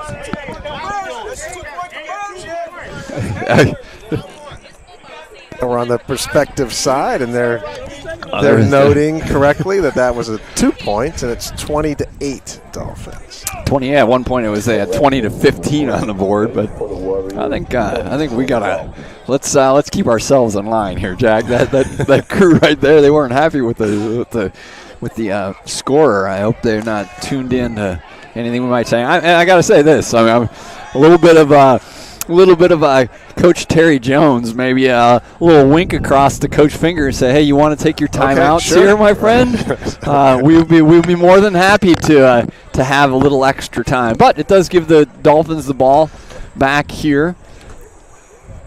Looks like we're going to have the kick coming from the 40-yard line. That's Donald Button Jr., again, the city champion wrestler. We've seen him out there as a punter. We've seen him doing a bunch of different things. Back deep to receive, Maxwell Warner. And I think it's Mason Abdullah. Oh, yeah, that's right. We thought we would see the freshman back there. So maybe we'll get to see Aleem. Ball is going to be taken Short by the ball. up back. Hammered down at the 35-yard line. Yep. Junior. So Hinkle fields it, gets upfield. But good pursuit again by Perspectives. So Conrad, who last possession hooked up with a long pass. I'm not sure if I wrote down that we were in Perspectives territory, so we're going to call that a roughly 45-yarder. 45 to 48-ish. Tony, you can tell us what it is when you do the stats. Conrad, Warner to his right, two receivers top and bottom. DuRoss in motion, heads back. DuRoss makes a nice catch on the sidelines. I mean, you're not going to have a lot of yardage on that, but that was a really nice play. Gets out of bounds, stops the clock, and that had some velo from VK5. Whipping through the wind. So I guess we do not have Io back. Io Coonley, Espinoza Allen, the tight end not and seen D end. 33 baller out there. So 33 seconds left for 33 baller. VK5, high snap, looking deep. Nice looking ball to Rayton Scottmere. That was as pretty as they come right there. Oh, they're going to call him out of bounds. That was a really nice pass, really nice catch. The big thing about that is that he back shouldered him, right? So it was like there was decent coverage out there, but Scottmere, I don't know, put it on the replay, see if he got a toe tap down. Looked pretty good from here, but we're pretty far away. But really nice looking ball. I mean, that's what you want to see out of your senior quarterback. 28 seconds left. So 3rd and long. Yeah, Williams, DuRoss, Scottmere, receivers closest to us. Warner in the backfield. Big play, Bardsma to the top. Scottmere goes in motion. Conrad waiting for the snap, looking to his left, firing it over there. First down to big play, Bardsma. So really nice pick up there. 3rd down conversion gets it into Warriors territory. A good question here. I mean, I know that. Sean Miller looked good on those extra points. He got the win behind him here. 22.7 seconds. So you got a couple shots that you can take. Now Conrad did hook up with Bardsma later. Looks like Perspective definitely playing a deep zone. They got three guys deep, too deep to zone, but playing a little soft there. Probably some passes you can pick up in between. Nice. Good coverage on Bardsma. Actually a juggling interception, but made out of bounds. Yeah, trying to hit Miles on the back shoulder there, and so again, some solid DBs here. That was Devon Webb. So I think both Webb and Hassan had a truckload of interceptions last year. Yeah, we're not the type of announcers that are going to have definitive opinions on things that are a mile away from us, Barry. We don't do that. Well, I mean, we might, but we're not necessarily correct on that. Conrad rolling to his right. Nice protection. DeRoss almost made the catch. We got a lot of action going on over here. So Perspectives fans want to hold. I'm not going to agree with that one, but I think that was just really good blocking that was being done on nice Kobe penetration. Hamlet. I think we had a 4-man flood route over here, and it was just a lot. So Hamlet, the DN, but he was double teamed by the end of that by the offensive line, by the UN security force. So 3rd and 10, 9 seconds left. So Here, your one timeout left for the Dolphins. Wind is behind Conrad. It would be a heck of a heave. So maybe you're just going to try to get 10 yards and out and then take it again. Conrad looking quick to flip it over to Maxwell Warner. Why don't you just do that? Give it to your SEC running back. Warner to the corner, to the end zone. Warner. Touchdown! That's what you do. At the end of the half. Great job. Conrad got out there. UN security force gave some blocks, and then the rest was Maxwell Warner putting on the All-American speed and getting to the end zone. Touchdown. We've seen some fireworks. Now I'm the guy on the scoreboard messing things up. Great play call by Coach Eddie. Great job by the Dolphin offense. Snap, hold, kick. Good for Sean Miller. So Dolphins, hey, Coach Finger maybe winked back at Coach Jones, so that's why I was taking those timeouts. I know it's a talented team from perspectives. So that was the last play of the first half. Warner with the long screen pass touchdown. Fun stuff. Wow. Good stuff. I'm losing Jack. I don't know where he's going. He's going to go get an autograph, I think, from Max Warner. 27-8 here after the first half. So I'm just making myself some notes here. Maxwell Warner. Long screen pass touchdown. 27-8. All right. I'm going to catch my breath for a second here, but then we'll roll into some halftime activities. I got to get to my notes here. Looks like we've got also some celebrations going on here for perspectives. So let's talk about Whitney Young sports. Trying to get up to speed on a bunch of these different teams that are already in action this year. So girls tennis. Whitney Young girls tennis started with a match against Jones on September 4th. I haven't been able to find the results yet, but I'm sure they took it to Jones on that. Again, girls tennis defending 2024 city champions. They had some wins out at that Glenbrook South Invitational a couple weeks ago. And they'll be taking on Peyton on September 11th and DePaul Prep on September 17th. So, girls tennis in action. Girls golf are Golfin' Dolphins. We know them well. Also defending city champions. They had a win out at Robert Black Golf Course. Both Jasmine and Nisha were with birdies on hole one. For all you who've been out at Robert Black, that hole one is a par 5. So it hits you right out of the gate. If you're hitting from the reds, which I usually hit from, that's still 439 yards. So Nisha and Jasmine collecting 4s and birdies on that first hole, helping the Golfin' Dolphins get that win at Robert Black. Flag football, head coach Val Spann. The Dolphins have started off their season 5-0. Again, Dolphins last year made it third place. They were the third place at state level. Yep, so nice job there. I was actually talking to Hayden Petrulis. So Hayden Petrulis was the quarterback on the team last year. We know Hayden well from her years with the Dolphins. Played some JV quarterback.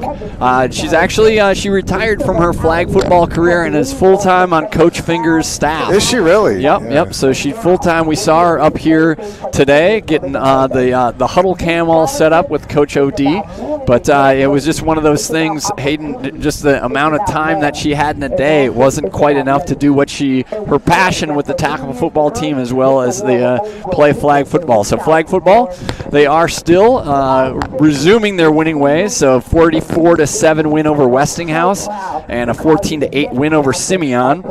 Versus Simeon, senior Georgia Lang was at quarterback. She passed for 110 yards, including 98 of those yards to Dee Dudley and 2 touchdowns. And I think, if I'm right, I saw this on Instagram, I think that last play of that game was a touchdown pass to Dee for the game winner in that. So the 14-8 win over Simeon. I will say the DD chants broke out across Michelle Obama Field. So DD. Yeah. It's DD I'd rather have in my lineup than CD right now. So DD with the touchdown. Georgia Lang again threw for 110, also rushed for 58 yards. Hannah Moore, a sophomore defensive back, had 2 interceptions on the day. So that's Whitney Young Sports. The thing about these Saturday morning games, I always feel like compelled to try to figure out everything that happened on Friday night. I mean, again, high school football off and running here, and a lot of extremely notable things, I think, of some of the top tier, the 5A, 7A teams that here in Illinois who are playing national schedules and are also facing off against each other early on in the season. So as you were traveling to Ohio last week, we know you had talked about Mount Carmel versus Moeller, and so we mentioned that on the broadcast last week. So Mount Carmel coming out with a 43-42 win on that. So that was Emmett Dowling finding 5-star wide receiver Quentin Burrell as time expired for the touchdown, and then, which I love, go for 2, right? I mean, yeah, you travel down to Moeller, you take on the 9-time Ohio State champion. You're not going to go for a tie, go for 2. So the Caravan go for 2 and got the win last week against Moeller. Last night, Mount Carmel taking on Catholic League foe St. Rita. So that's a rivalry that's been going on since 1924. So a little bit before our time, Jack, that thing started. Yep.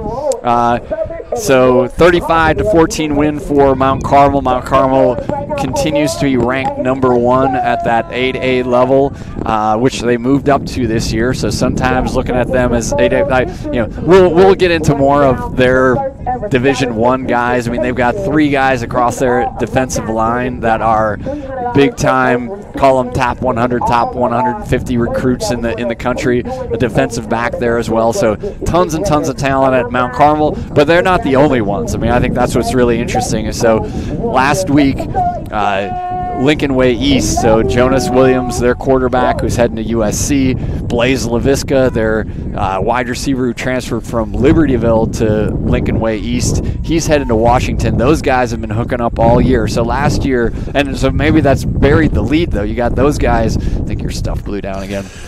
You got those guys on the offensive side of the ball, but the defense. So last week, Lincoln Way East shut out Maine South 40-0 and got to a running clock, which is crazy to think that Maine South, one of the perennial top programs in the state, gets into a running clock situation. And then last night, Lincoln Way East also in a running clock situation shut out Kankakee 41-0. So there you just have a whole bunch of stuff going on. Maine South quarterback Jamison Purcell, he's an Indiana recruit, commit.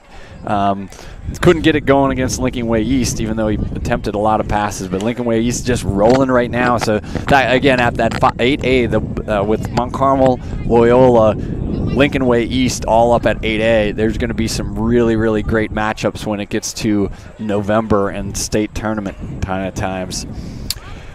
Morgan Park. So last week, Morgan Park dropped a tough one, an 11-8 loss to Downers North. So that was at Gately. So that was the day after we were there at Carver. That was a last-second field goal. So 3 points put on by Downers Grove North. So a lot of props to Morgan Park's defense. They've been playing well. Downers Grove North is led by Owen Lanzu, a quarterback that's heading to Minnesota. So last night, Morgan Park traveled out to Naz, so against three-time defending 5A champion Nazareth Academy, and they dropped a 33-6 decision. So I'm sure that Morgan Park is not hitting the panic button yet. I mean, they're loaded up with Nazir Rankin, who we talked about earlier, former Whitney Young guy who put some touchdowns on the board here for us a couple years ago. They've got Carmelo Reed, another Division I commit. I think he's going to Missouri, and their entire offensive line, guys play both offense, defensive line, really, really talented. So I guess what I would say, Bulls Prep, who takes on Morgan Park next week, tighten up the chin straps. I think that Morgan Park is going to want to get into the Metro Red division and put the lick on some people. So Morgan Park definitely, Coach Chris James not hitting the panic button, but they're 0-2 to start the year. No, I look forward to that game in 13 days. Yeah, we get it's a quick one. So, Brother Rice, number 6, shutout at Marist, so 35-0. Marist is ranked number 12. I think Brother Rice also, as I started digging into some of the things, they've got a really, really loaded D. So they've got Division I recruits across the front. You got a guy, great name, King Liggins. So King Liggins, and this is also a bit of a theme. He has double-digit offers. He's going to Illinois, and I think one of the things I'd note for our fans, other fans, I mean, listen across, if you're reading the Sun-Times, you're reading anything else, or you're listening to our broadcast, Brett Biema at Illinois is doing a really, really nice job in keeping a lot of in-state talent home and doing a really good job of recruiting the Chicago Public League and the Chicago Catholic League. So King Liggins out there. Also 5-star edge recruit Cameron McGee. He's top 10 nationally. He's a junior. And then 4-star Braden Parks. Those guys are at Brother Rice. So you got Brother Rice out there. I think that they're also an 8A. So lots and lots of talent that's there.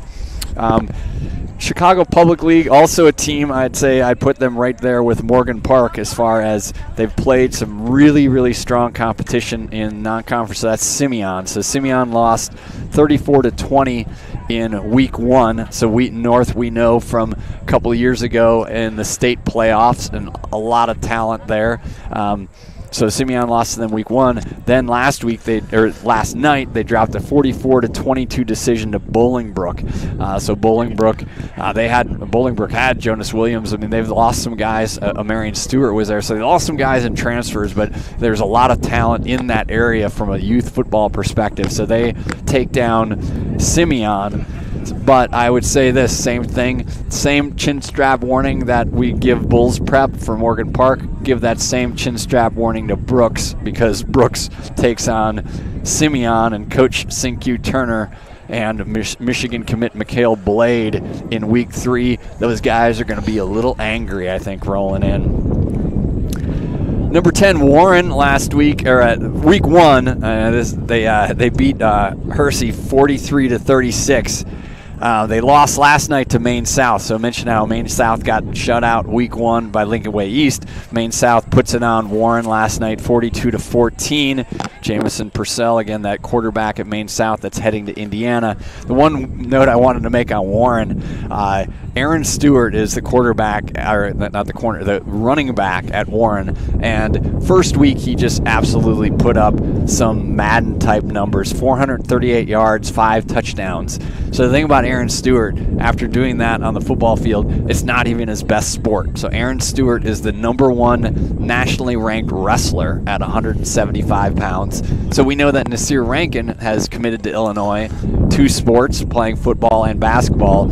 Aaron Stewart is a kid who is committed to 2 sports to Illinois, football and wrestling, both of those top 20 programs in the country. So it'll be fun to see him, and it'll be interesting what you have to do. It's kind of hard to, I mean, football and wrestling overlap a lot more. I'm not quite sure how that's going to work out for him, but I mean, I guess you have practice. So he'll beef up a little bit for football, and then cut down to his 175-pound weight in wrestling.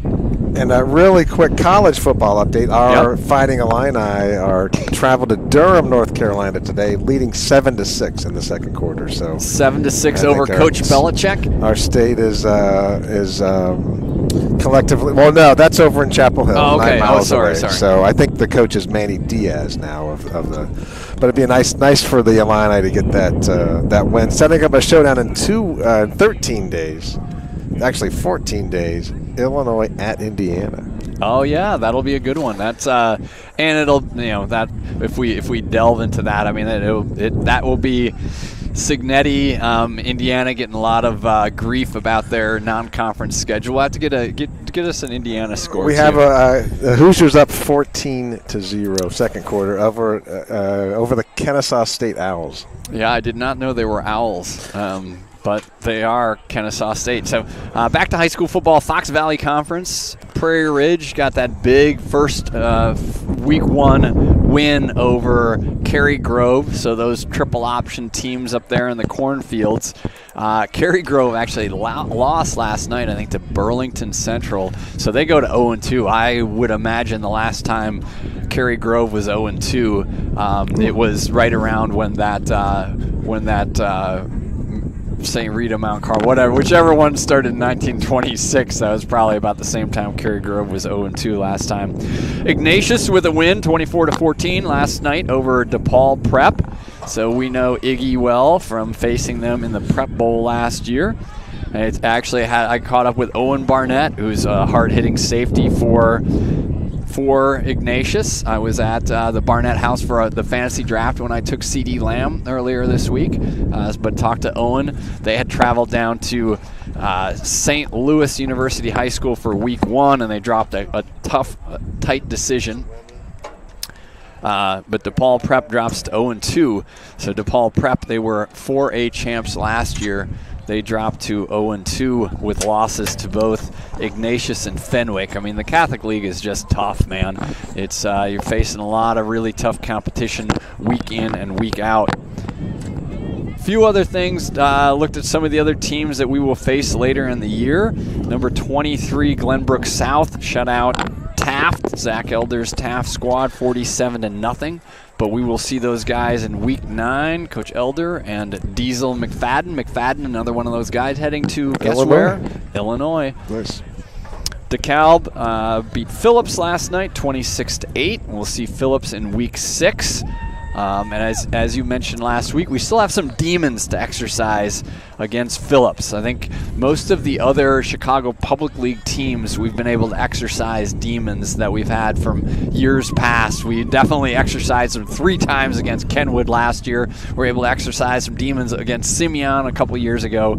But the Phillips demons, because we did not face them last year, the last 2 years, I think. We didn't face them the last 2 years. So we will face them in week 6. Kenwood got into the win column last night, so Kenwood, who is not on our regular season schedule, maybe we see them in the playoffs, but 27-7 win over St. Viator. So Keontae Lewis is the quarterback there, looking good early on in the season. St. Viator now coached by former Bears kicker Robbie Gold. Lane Tech had a 35-0 win over Thornton Fractional South last night. Lane Tech off to a 2-0 start under new coach Deshaun Conley. I think Conley came over from Sullivan, I believe. We were talking to Coach Finger about that earlier in the year. Lane is not on our schedule this year, and I think in general Lane has a fairly favorable schedule. I mean, just the way these things work out. So they avoid Morgan Park, Kenwood, Simeon, and us in Whitney Young. So you got those four schools that I think were all in the top 4 slots last year in red. Lane doesn't need to face them. They get to face King, Peyton, Johnston, Lincoln Park, as well as a few others. So we'll see. I mean, I have to say, like, the highlights that I just saw on X, formerly Twitter, look like a lot of juniors contributing at the skill positions for Lane. So it will be good to see if they can continue to build on that with that talent. Next week's our opponent, Westinghouse, for that homecoming game. Westinghouse is taking on Vocational today. So Vocational, always fun because I think about that. It's like Vocational, it's where the ghosts of Dick Butkus, Jawan Howard, Chris Zorich, again, another Illinois reference, Juice Williams. Remember the quarterback, Juice Williams? I recall he beat the Buckeyes in Columbus. Yeah, so all those guys were Vocational. They're Vocational alums. And maybe the most famous, I don't know, more famous than Dick Butkus, most famous Vocational alum, Bernie Mac. I would say more famous. Yeah, Bernie Mac. I mean, yeah, R.I.P., yeah. Man, Bernie Mac. But legend. Dude, yep, legend. You know, original Kings of Comedy, Oceans 11, 12, 13, 45, 79, however many of those made. All they were good. All the Oceans. And, of course, Booty Call. Of course. So Bernie Mac, all those guys, Vocational, that's what Westinghouse taking on today. We will see them next week out at Rockney. And that's it for like the news. If we want to recap this game, we're a closing in. I'm going to switch over the scoreboard and call it the third quarter, because I most of the time forget that. And then when I go in, so I update the scoreboard, the logos and all that stuff, usually like Thursday or something like that before, and that's when I typically notice that I still have the game in the third quarter and the score is probably wrong. Someday we'll bust out an entire production crew here, and I won't have to work the computer as well as the game, and maybe we'll be a little bit better on the technical details of things. But anyway. Well, you do a nice job, Barry. The Village of One. Well, it's fun. It's fun. So yeah, we got off to a great start here. We had Von Conrad with a 25-yard touchdown run on the Whitney Young first possession. Defense was strong all the way through. Max Warner with a 1-yard run early in the second quarter. Then we had that big-time Conrad to Bardsma 45-yard touchdown. We thought that maybe that would be all the scoring in the half, but alas, we were wrong, because then there was a nice wide receiver pass to, let's see if I can remember who it was from. I think that it was, I'm going to go back. I'm sorry, I messed that one up.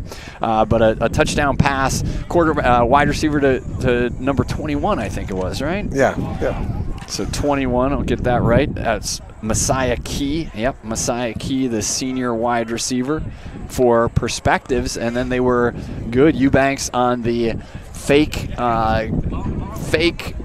well, it was a real snap, but he did the fake for the 2-point conversion and put the Warriors on the board. So it's 20-8 at that point.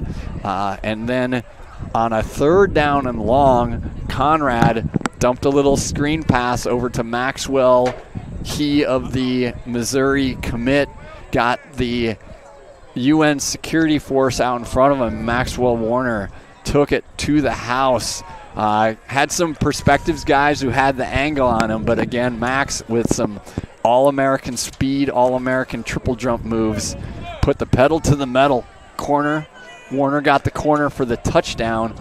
Sean Miller good on the extra point. So Miller, when he's had a chance to kick, he's 3 for 3. We've had one bad snap here. And we are ready to roll second half action.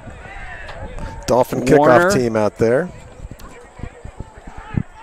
Again, fielded by the up back. I think that's Sean Miller. He's Good got blocking. his head down. Gets it almost all the way back out to the 50-yard line. And that is definitely what you want to do. Nice job by Sean Miller. North and fielding south. that on the run. That's right. And he was heading south. Gets the ball out to about the 49-yard line. So Dolphins back on the attack right away here in the third quarter. Warner with 2 touchdowns today to add to his 2 from last week. That's 4, I think, if I do the math. Scott Meir in motion to the top. Give to Warner. Warner couldn't get to the corner that time. Solid pursuit by the Perspectives Number 5. linebacker. Okay, good. 5. I was working on that. Nicely done, Jack. I was gonna. Oh yeah, that's White. That's a White number 5. UN security force again. Solano back at that center spot. MJ Woods, Paracchini, Oshevsky, and Logan Jones.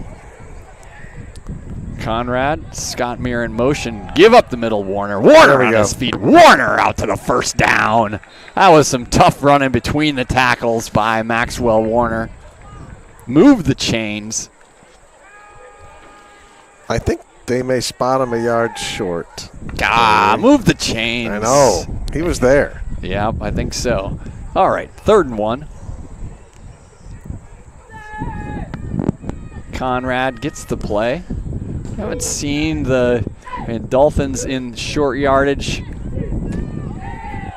at the end zone earlier. Gave it to Warner for the touchdown run. Conrad with Warner to his left. Scott Meir in motion. Handoff to Warner. Warner now picks up that first down. Some hard yardage off the left-hand side of the Dolphin offensive line. Yeah, I think we had Big Country. Alex Chevsky, 55, leading the way there. He had some nice blocks last week. I saw that. Luke Jolich was watching the live stream last week. Luke. Freshman up at Wisconsin. Filling in all the important details of what's actually happening on the field versus what the announcers are talking about.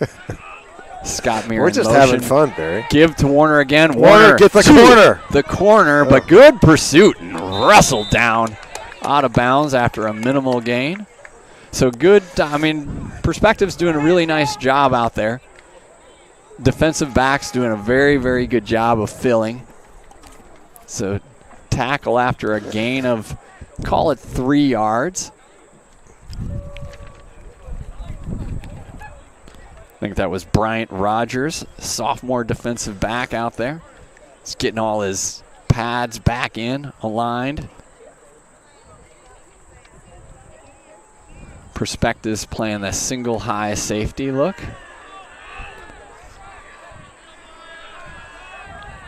Second and about 7. 2 receivers top.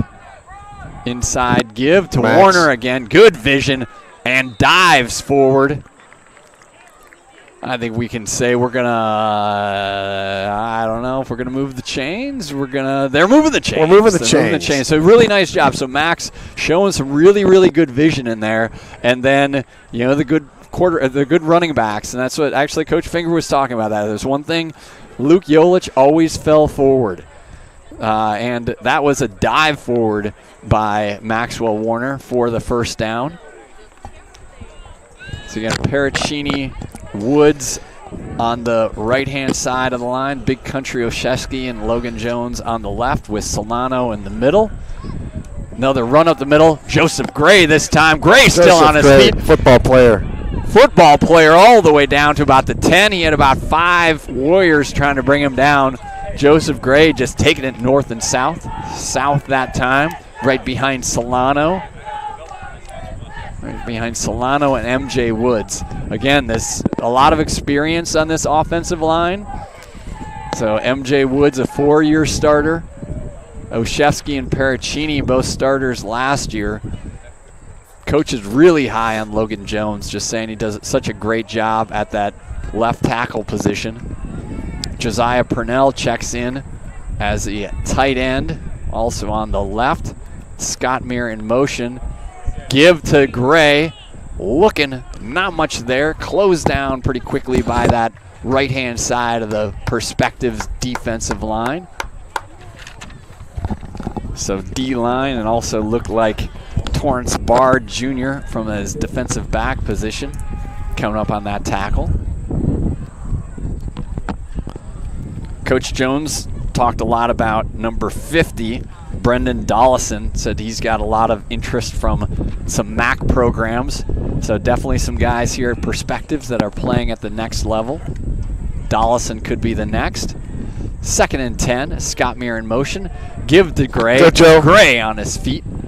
Inside the 5. I think he picked up about 5 or 6 on that carry. And Dollison was in on that tackle with a host of others. So ball right at the 5-yard line. What's the advantage of a senior-laden team this year, Barry? Having the ability to put in a experienced and good runner like Joseph Gray, football player, in key situations. Yep, so Gray in the backfield next to Warner. Scott Meir in motion. Give to Gray. Gray ping-ponging his way down, waiting for a signal. And Marking him I think short. they're going to mark him short. Dolphins certainly thought it was a touchdown. I think Gray we had a marked first. just short. Oh yeah, I think it was right. There was an ability to get the first down, so going to be 1st and goal with the ball. At Nose the one. just an index card short of the goal line.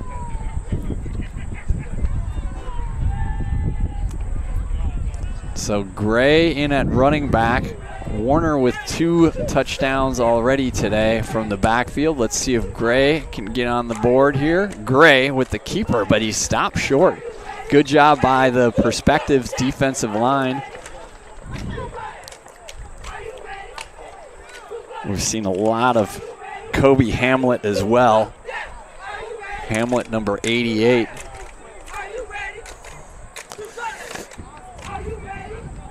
And Dollison leading the charge on the defensive side. So probably lost a yard or two, call it a yard, right? So it looks like 2nd and goal to go from the 1. Gray in the backfield. Actually, Conrad put him deeper in the backfield. Gray fumbled the ball. Ball is loose in the end zone, and I think that we'll have to wait here. I think that I think the Dolphins are saying touchdown. I think we got a big man touchdown. I didn't see who recovered. We got a big man touchdown. Big country. Big country. Alex Oshevsky 55 comes up with a fumble. Big man touchdown for Big Country. I think he was wrestling around in there. I thought Perspectives was going to come away with that, but Gray on the fumble. Oshevsky, hey, I mean, those offensive linemen, they deserve this stuff, man. They do all the hard work. Get them on the board. Oshevsky on the board with a touchdown. That's a senior highlight. I'm writing it down on the permanent part of my program, Barry. Touchdown, Big Country. Snap, hold, kick.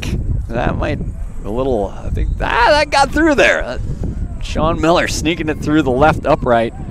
So 34-8 here. 5:06 left in the 3rd quarter. Whitney Young. Nice drive on the opening drive of the 2nd half here. So Sean Miller started off with a good kickoff return. Got it almost back to the 50. Warner with a couple first downs on the ground. Then Gray on a 2nd and goal. Oshevsky picks it up in the end zone, wrestles it away for the big man touchdown. 34-8. Dolphin kick team: Josiah the Truth Purnell, Jacob Wildermuth. Come on, you gotta get your kid his own nickname. Logan or Lopez. Is he? He doesn't want one. He doesn't want one. We'll get there. All right, Sean Miller, Ninja. Ninja kicks it deep and sails into the end zone. 2nd touchback in a row for the All-American, All-Ninja Sean Miller. I don't know if I've mentioned this. Coach Finger let us know that one of the coaches, volunteer coaches helping out this year is Charlie Kubander. Kubander was a kicker at Northwestern, who I don't know personally well, but know from his time on the field for the Wildcats. So Kubander's been helping out with the Dolphin kickers, and Sean Miller. Again, back to Nando Lozano to Solomon Bradley. We've had some good ones over the years, and Sean Miller looking to step into that role again. 4 for 4 on extra points today. So that drive took up half of the 3rd quarter. So Eubanks back on the field with his Warrior squad. Quarterback waiting for the snap. Wings it out. Caught, but wrestled down immediately. So you had Ross.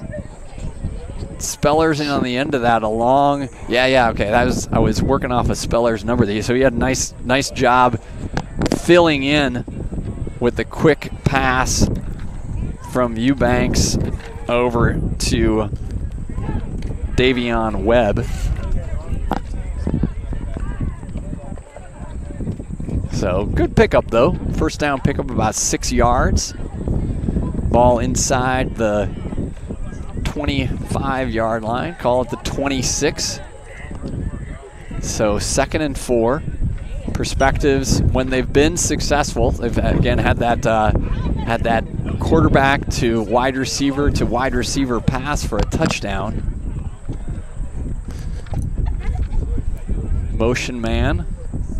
Eubanks keeping it himself. Josiah, the truth. Purnell takes him down for a tackle for loss. Loss of 1 or 2 on the play. Josiah has played a game out here. He is liking that outside linebacker position. He really is. Great play by the truth. Josiah just wants to be on the field, loves playing football. Coach Eddie was talking about how Josiah, who played quarterback, who was a backup quarterback last year, switched to running back this year. And Coach Eddie said, Josiah comes up to me and is like, "Hey, do we need a formation with a fullback?" He was volunteering to play fullback. He's like, he just wants to get on the field. So he's showing it today. He wants the ball. Great job.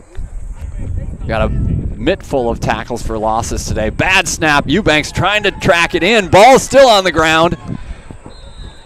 I think Perspectives was able to get back on top of it. But there have been some issues on the snap today.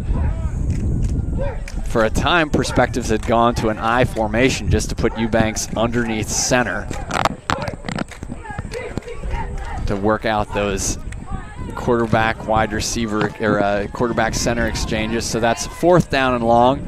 Going to bring out the punt unit. So DeRoss going to be deep. Wind kind of in the face of Bunton, the punter, and now it's picked up again. I think we're back to about 3 million knots. It's a lot of knots.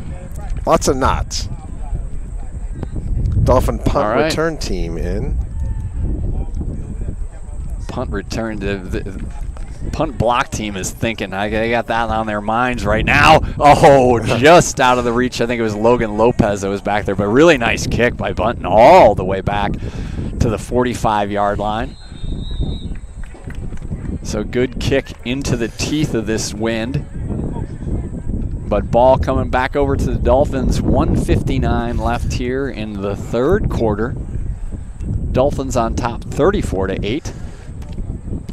Couple touchdowns for Warner on the day. Rushing touchdown for Von Conrad. Also a Conrad to Bardsma touchdown. And then the last possession, Big Country. Alex Oshevsky picking up the fumble in the end zone for the touchdown.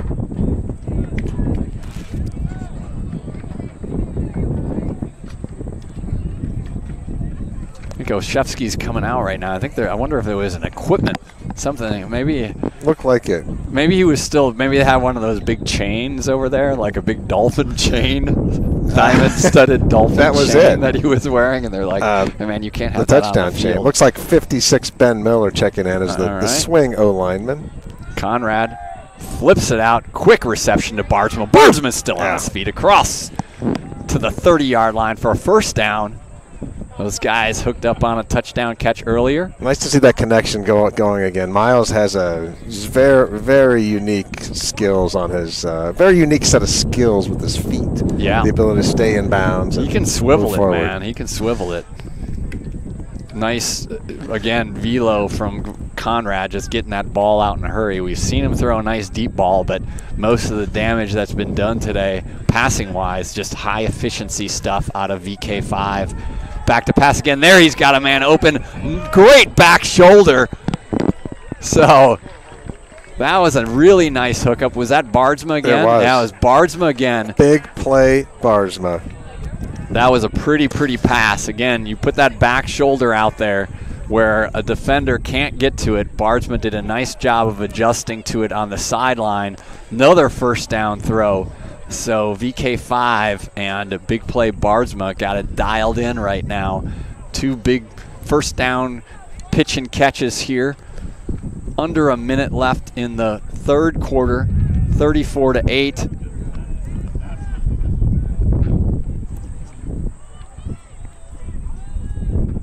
Conrad with Gray next to him. Scottmere in motion.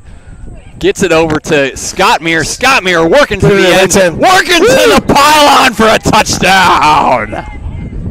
There's your Leatherman tool. The Leatherman with the touchdown. Got the speed to the corner, and Rating was not going to be denied. Stretched it out. Second touchdown pass of the day for Conrad. Second touchdown of the year for Scott Meir.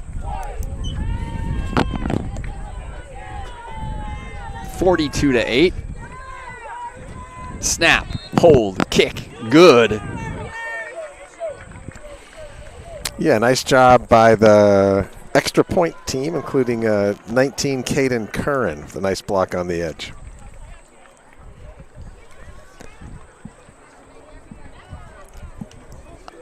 Dolphin kickoff team getting some nice action today. Yep, so Scott Meir caught 4 passes last week. Catches a big one here today. Again, got him out in the flat, and then he showed some wheels. Got to the edge for the touchdown. 41-8 here, third quarter. So Conrad had 3 touchdown passes last week, his career high. He's got 2 today, so 5 touchdowns already for the senior. I knew he was going to increase on his number. Last year wasn't really a year that they were relying on him for throwing the ball. He did a really nice job. Again, when I talked to him on media days, his record was 12-1 as a quarterback. That's the most important stat. But seeing more and more of Von Conrad busting out that rifle. There's Miller again. Deep kickoff taken at the 2-yard line. There's a little block in the back. Ball comes out. Ball on the ground. Dolphins skirting for it. Miller's saying it's ours. Let's see where it comes up. I think they're giving it to Perspectives. Warriors ball. There's a flag on the play. I have to say, kudos to our refereeing crew today. We have not had a whole lot of laundry on the field. That was a decently egregious. Yeah, there was definitely one on this side. The flag actually came in from the other side of the field, but maybe there were some shenanigans on that side as well. Oh, they're waving it off. All right. Hey, I'm fine with that. More than happy with that. I'm trying to think back. We've had no holding calls. There's a pass interference call against Bardsma early that was a little bit sketch, but you could see where you could call it just because he didn't get his head turned around. I think there was a procedure call or two, but other than that, I guess kudos to not just the officiating crew, but kudos to these teams on the field for playing some clean football. For sure. Devander Shoemaker checking in at a cornerback position. Lynham and Shoemaker in at those corner positions for big play Bardsma and Warner. Eubanks getting his team squared away here. Again, Perspectives, they're going to do a nice job in the white division. Quick pass over here. Ball is on the ground. That was Herman Yancey trying to... The truth. The truth is he'd fired up. He was telling the Warriors about how fired up he is. He's having a really nice day. So that was Yancey who couldn't quite track it in.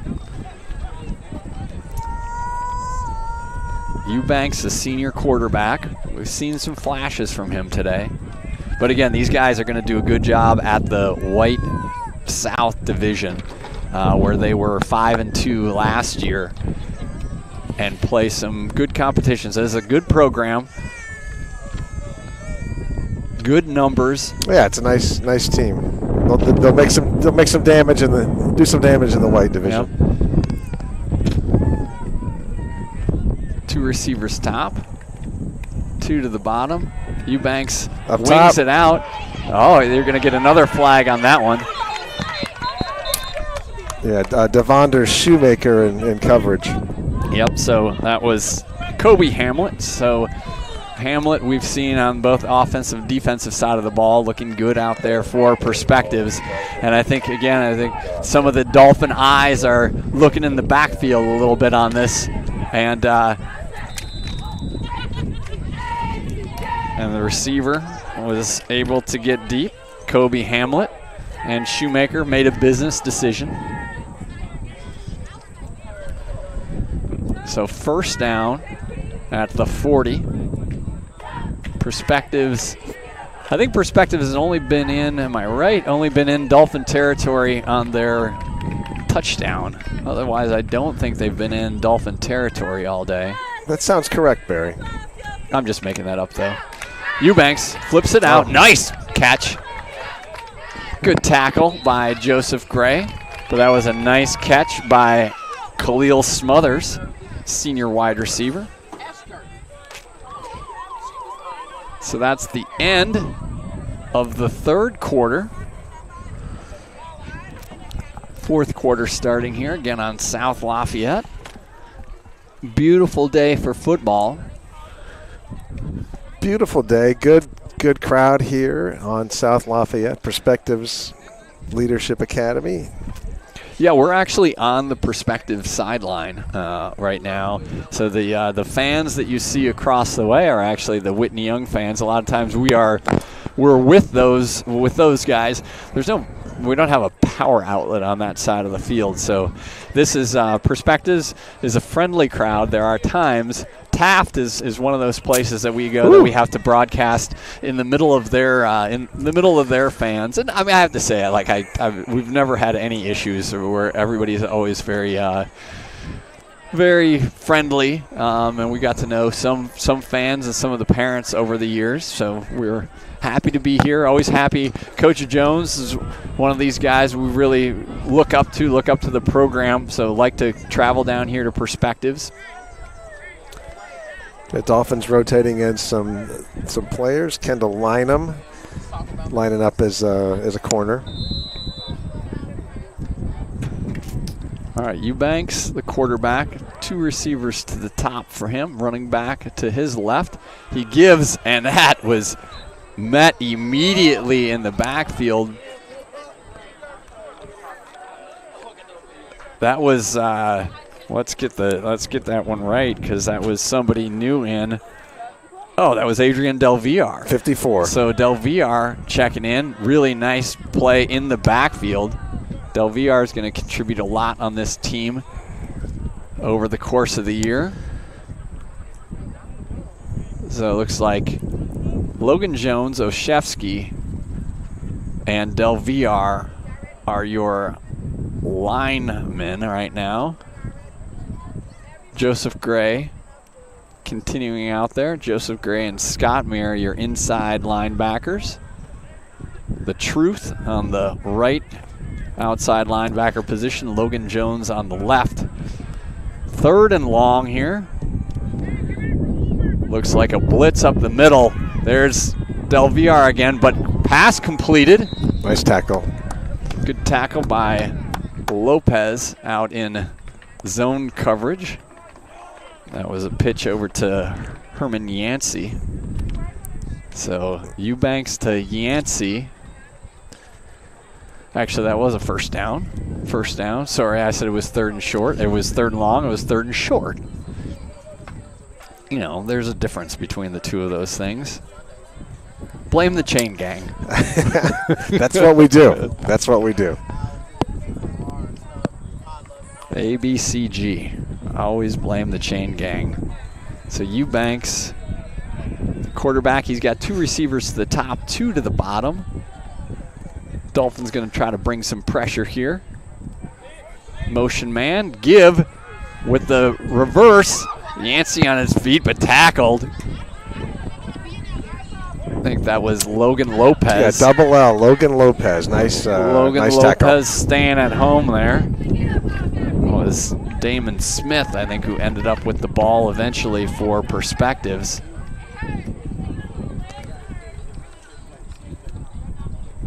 Terrian Eubanks, again, quarterback going all the way. We've seen him also on the defensive side of the ball, 5'9", 175-pound senior.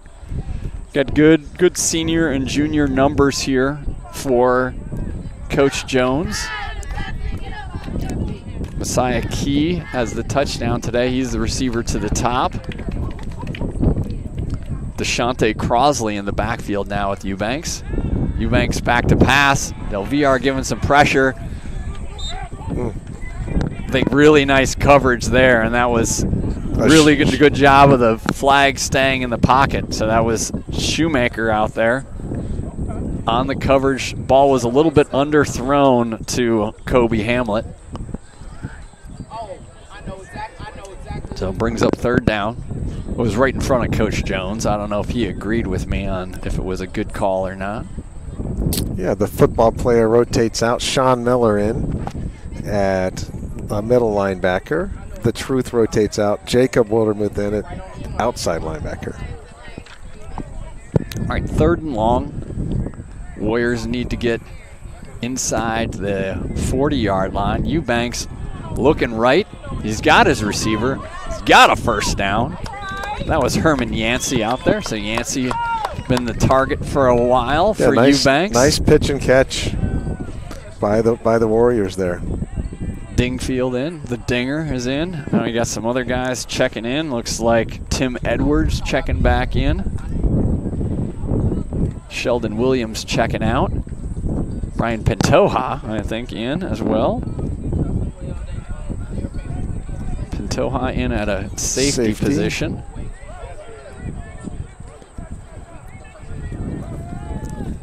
Eubanks rotating Deshaunte Crosley in the backfield with him. Eubanks quick out. Pursuit by Wildermuth by, I think that was Niven Hinkle, I think right? Niven Hinkle, Yeah, nice tackle. Hinkle with the tackle right along the sideline. So good pursuit. Eubanks definitely has some completions today. And they're doing what they should be doing, is getting the ball out of his hand in a hurry. I think, that again, one of our themes for the day, like if you take away some of their center quarterback exchange issues, I mean, that caused a few of their plays to break down early. Otherwise, Eubanks doing a good job at quarterback for perspectives. 7:48 left here in the game. 41-8 lead for the Dolphins, but perspectives driving here. Ball at the 32-yard line. Two receivers top and bottom for Eubanks. Give up the middle. Nothing doing. Met by a pot of Dolphins. Oshevsky in there. Tim Edwards. Joining the pod. Del VR in there. So yeah, that D-line right now. Oshevsky, who's got the touchdown today. Oshevsky's going to rotate out. 57, Emiliano Bracco into the game. Emiliano Bracco getting in. Also, Logan Jones checking out. So we have Max Tunk checking in. Max Tunk, good name. Yeah, it is. We do not waste a lot of syllables Junior on Max Tunk. Yeah. So Tunk in at the right defensive end. Del VR up there as well. Eubanks under center. To his right, a lot of traffic over there. Yancey could not pull it in. Yeah, good read, good coverage by the Dolphin backers. So, yep, Hinkle in on the coverage there. I think the winds died down to only 4 billion knots. Yep, just around 4. Call it 3.9 billion knots. In case those listening in would have a problem with the sound quality, which seems to have happened historically this year. Yeah. Oh, well, we take all the positive. We don't have the technicians. We do have a makeup team. Hair and makeup. I mean, I'm just makeup. There's no need for hair. So Eubanks back 4th down. Need about 8. Eubanks going deep. Ooh. Overshot his receiver. He was trying to get it out there to Khalil Smothers. So that's going to bring the ball over to the Dolphins on downs. A couple nice first downs by the Warriors there, but the Dolphins held. All right, so this second half really has flown by here. Dolphins only with 2 possessions. We had the we had the Olszewski fumble recovery for a touchdown, and then the Conrad to Scottmere TD last possession. And I think those are the only 2 possessions we've had. That's it. I mean, Perspectives has done a decent job on offense. So let's see. We still...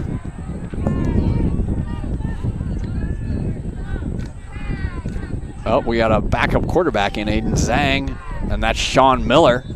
Miller taking it out close to the 40-yard line.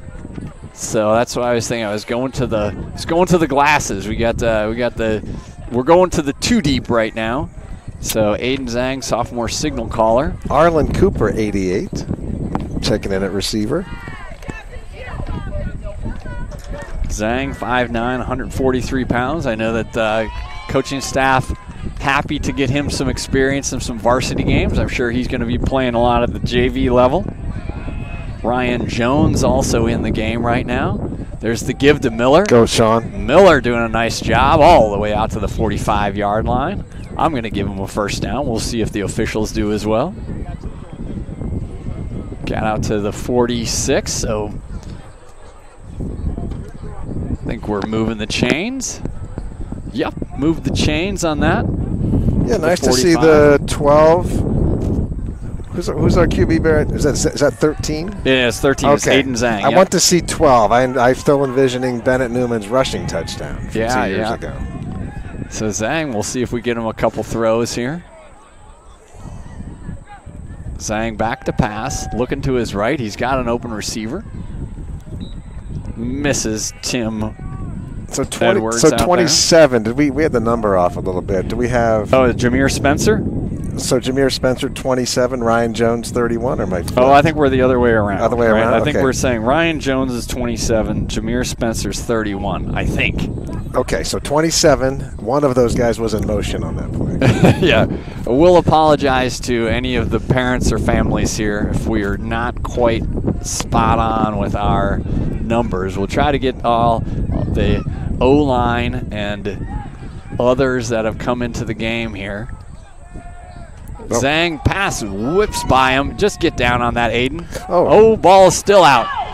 Perspectives is going to recover it. Perspectives has scooped it up. A little bit of a rugby scrum. So snap sailed by Zhang, and Perspectives recovers it, giving them the ball deep in Dolphin territory. So Dolphin D 41-8 right now. So big lead, but I'm sure Coach OD going to want to make sure that no more points get put on the board here. So got a timeout on the field.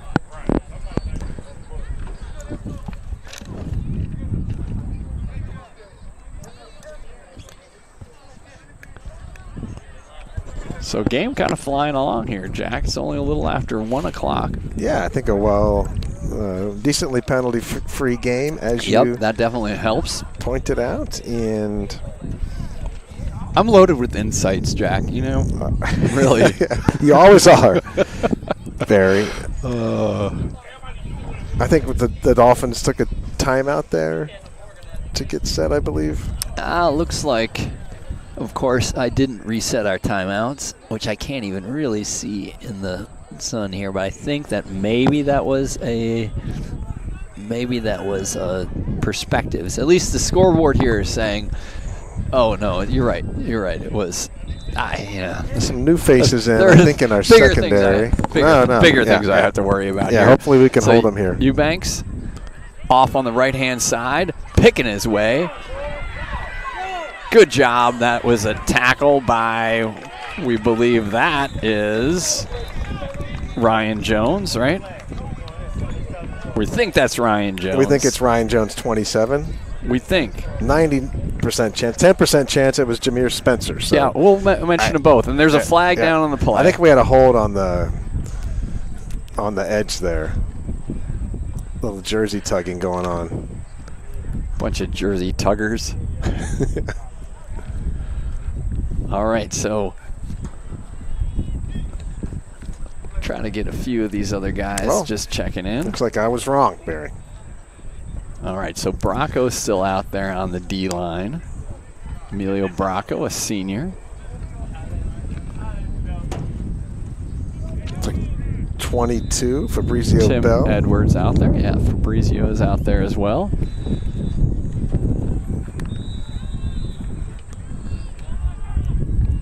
So perspectives, handoff up the middle, down to about the 1 yard line. That looked like White on the carry. So 3:30 left here. So penalty at taking that thing down. Ball resting inside the 1 yard line. Hoping that the Dolphins can hold here. If not, I kind of feel like Eubanks needs to get this touchdown for the perspectives. He's been doing a nice job all day at the quarterback position. I line him up under center, do a little tush push here. They might, okay. I thought they had the tush push going with 71, but he's Yep, it's Eubanks right under center.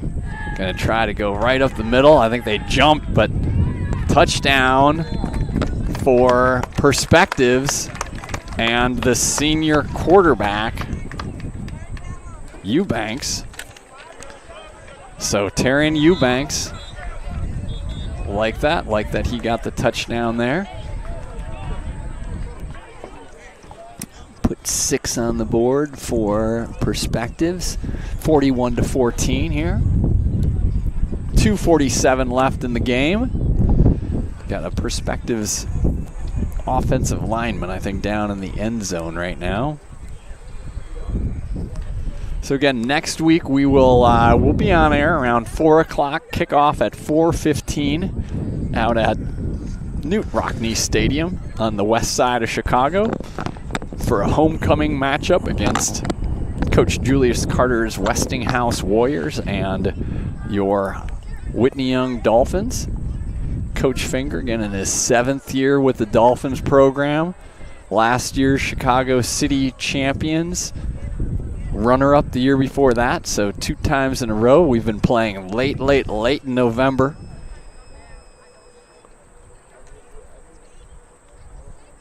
We got. We should note. We've been getting. This is the first injury we've had today. Not that we want to see that. We got Tony McHale isn't with us today because Pat McHale's debut as a college football coach happens today. Roosevelt University taking on Quincy. So I actually was taking a peek at that Roosevelt roster. Juan Cepeda, of course, from the Dolphins, is a freshman playing at Roosevelt. But it's kind of cool. You look up and down it, and you got a lot of Chicago area guys, which makes a lot of sense. A lot of Morgan Park guys there. So I think 5 or 6 guys on that Morgan Park high school roster are at Roosevelt University. Also, a guy hadn't seen his name, Jake Ryan, who is a linebacker at Taft. We take the PTSD that I have from doing the game in the middle of the Taft group. I was actually right next to Jack Ryan's family that was out there. So good linebacker, running back at Taft. So Roosevelt there. Perspectives lineman up. Going to walk gingerly off the field here. So happy to see him up. So Roosevelt in action today. Also Jason Park, North Park Vikings in action today up at Ripon. So Jason Perez was a outside linebacker, out of position right tackle. Always thought he should have been a tight end. Dolphin, who graduated 2 years ago, and he's been really solid production last year on special teams for the North Park Vikings, and he is getting started the campaign as a middle linebacker, but I think they moved him back to edge, so he'll get some time there against Ripon. I didn't check on who Nick Dale's Wash U team was facing today, but they'll be in action as well. A lot of the D2 and D3 schools getting started with their action, so try to get some highlights of some of these guys. I'm sure Sam Wyatt in action also out at Pomona right now. So perspectives on for the extra point. Eubanks had faked it on the first time. He's doing it again. Fake. He's looking to throw it Tim Edwards intercepted. Picked off in the end zone. And that is just a dead ball, but nice job there. Get in the playbook, Caden Curran.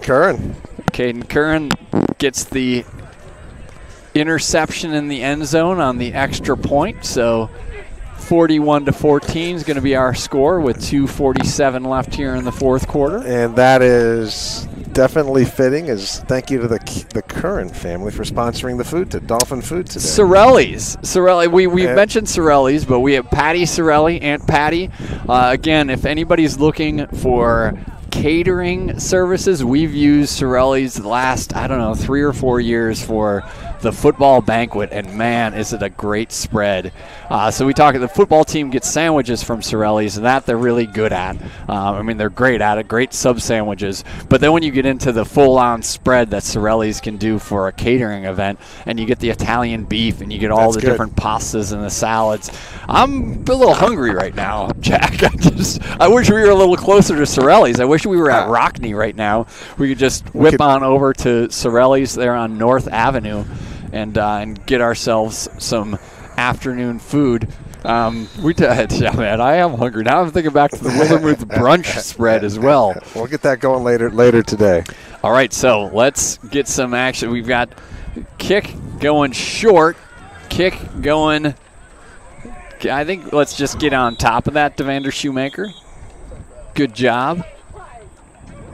Taking care of business there. We did have our guy Mason Abdul-Alim, who at some point this year we're going to see touch the ball and see what happens with that freshman. I know that the coaches are high on him. See if Aiden Zhang comes back out here as the sophomore signal caller. 2:44 left. Really nice having Efren Solano back on that offensive line today. Offensive line did their job big time. Yeah, nice to have Big Evil back. Some of his teammates call him Big Nice Guy. Big Nice Guy. Maybe he's both. So let's get. We actually Aiden Zhang got a turn. Now we got Henry Antonowitz. Antonowitz, who has been in a battle for that backup quarterback spot with Zhang. 25, Henry. And I'm going to guess I'm saying Antonowitz right, but his family can tell me if they're not. Antonovich. Sure, I can go with that. We'll have to check the comments.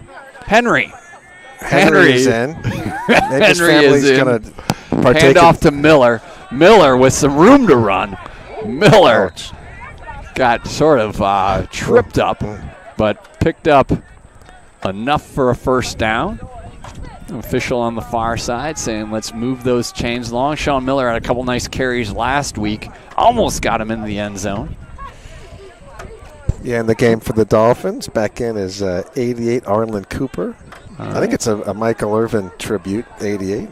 82, the freshman, Cameron Brown. All right, Cameron Brown out here on the side, far side. Inside handoff to Miller with some room to rumble. Makes a nice cut to the outside. He's got some blockers across the 50. Out of bounds at the 45-yard line. Good job by Sean Miller.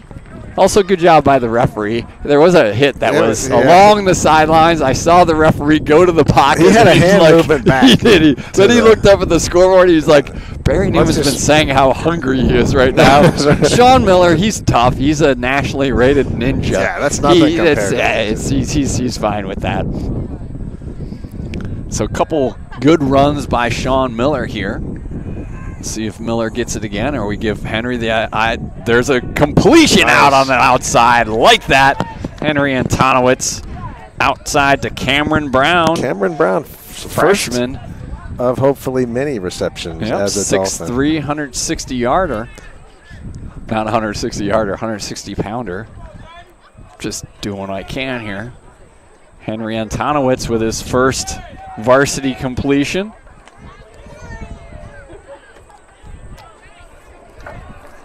Clock rolling here, inside of a minute left. Miller behind Antonowitz. Tim Edwards in motion. Miller with the handoff. Miller keeping those legs churning. Gets the first down. And I think my friends. That may be the last play of the game here.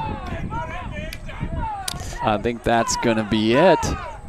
So Coach Finger says, all right, troops, let's line up, let's shake hands, and let's go home 2-0. 2-0, Barry.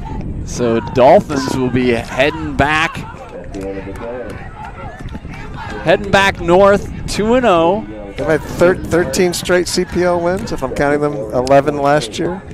That would sound right.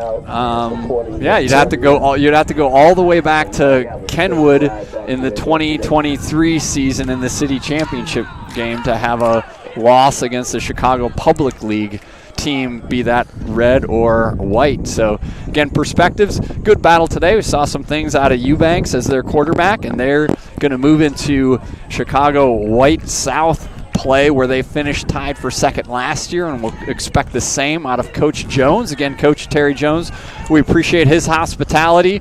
He'll be the president of the Illinois football coaches starting this winter.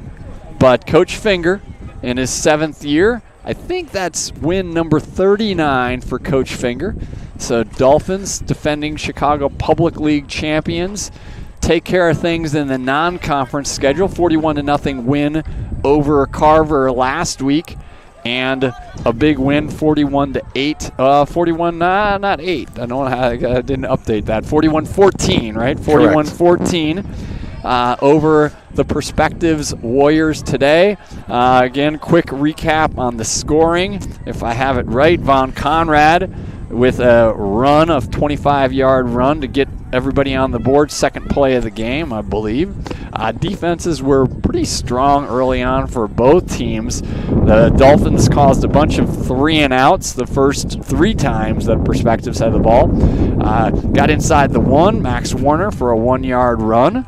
Then, after a big-time sack by Agent Zero, John Spellers, gave the ball back over to the Dolphins. We had a Conrad to Bardsma 45-yard touchdown, so that was a north to south. Conrad put it up there. Bardsma, big play, taking that in for the 20-0 lead.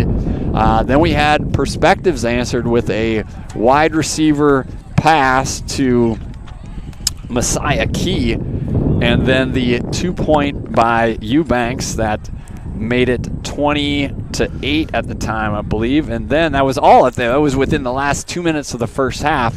And then we had Maxwell Warner, who got a little swing pass from Conrad and used his blockers, used the UN security force to pick up a couple blocks, and then used his natural ability. Warner got the corner for the touchdown, putting the Dolphins up 20-7-8 at halftime. Early in the second half, we had Joseph Gray looked like he was going in for a touchdown, but good hit by somebody from Perspectives, but that netted us the big country. Alex Oshevsky recovered the fumble in the end zone, putting the Dolphins up 34-8. And the last Dolphins score was the Conrad to Rayton Scottmere touchdown pass over here on the right side. That was about a 12 or 13 yarder for the last score for the Dolphins. Again, final on the day, 41-14. Jack, you got any other plans this weekend? Some college football, and NFL kicks off tomorrow, and exciting time of year. Yeah, absolutely. All right, so thanks everybody for joining us. We hope you enjoyed the escapades along the way. That you're heading out and getting your Leatherman tools and your brunch supplies. Again, we'll be back with you Friday. 6 days from Homecoming. So get your face painting and your Dolphin jerseys on. We invite you to come out again. I mentioned it earlier real quickly. Make it to that homecoming pep rally if you're around and you can do it. Adults are definitely welcome. You get to see the school at its finest. Yeah, the football team gets introduced, but they do a lot of other things. You have the band there. You have some singing. You have some dancing. You got some cheerleaders looking precise. It is awesome. And then we'll have all those students out at Rockney. They'll get bussed out. So if you're a NARP, you're a regular old fan like us, get out there early, beat the crowds in, and join us. Just don't crowd us. We need some extra security maybe. When the Chapel Rome is rolling, the bleachers will be rocking. Yeah, it'll be a lot of fun. They're definitely going to stay up. So we are fired up for that. We're fired up for this entire season. Last week I didn't do a good job of thanking people at the end of the broadcast because I wasn't in good practice, but we always want to thank Tony McHale, so the godfather of Whitney Young live stream. Tony, through tons and tons of things throughout the course of the week, supports so much of what this program is and helps us get on air, so thanks to the godfather, Tony McHale. Thanks to Principal Ricky Harris. Thanks to Athletic Director Chris Cassidy. Sorry about that. Coach Cassidy. And, of course, our thank you to Coach Finger and the Whitney Young Dolphins coaching staff. And thanks to you, Jack Wildermuth. Thanks for sharing a Saturday morning, early afternoon with me. Great work, Barry. All right. Go Dolphins. Go Dolphins. Thanks, everybody.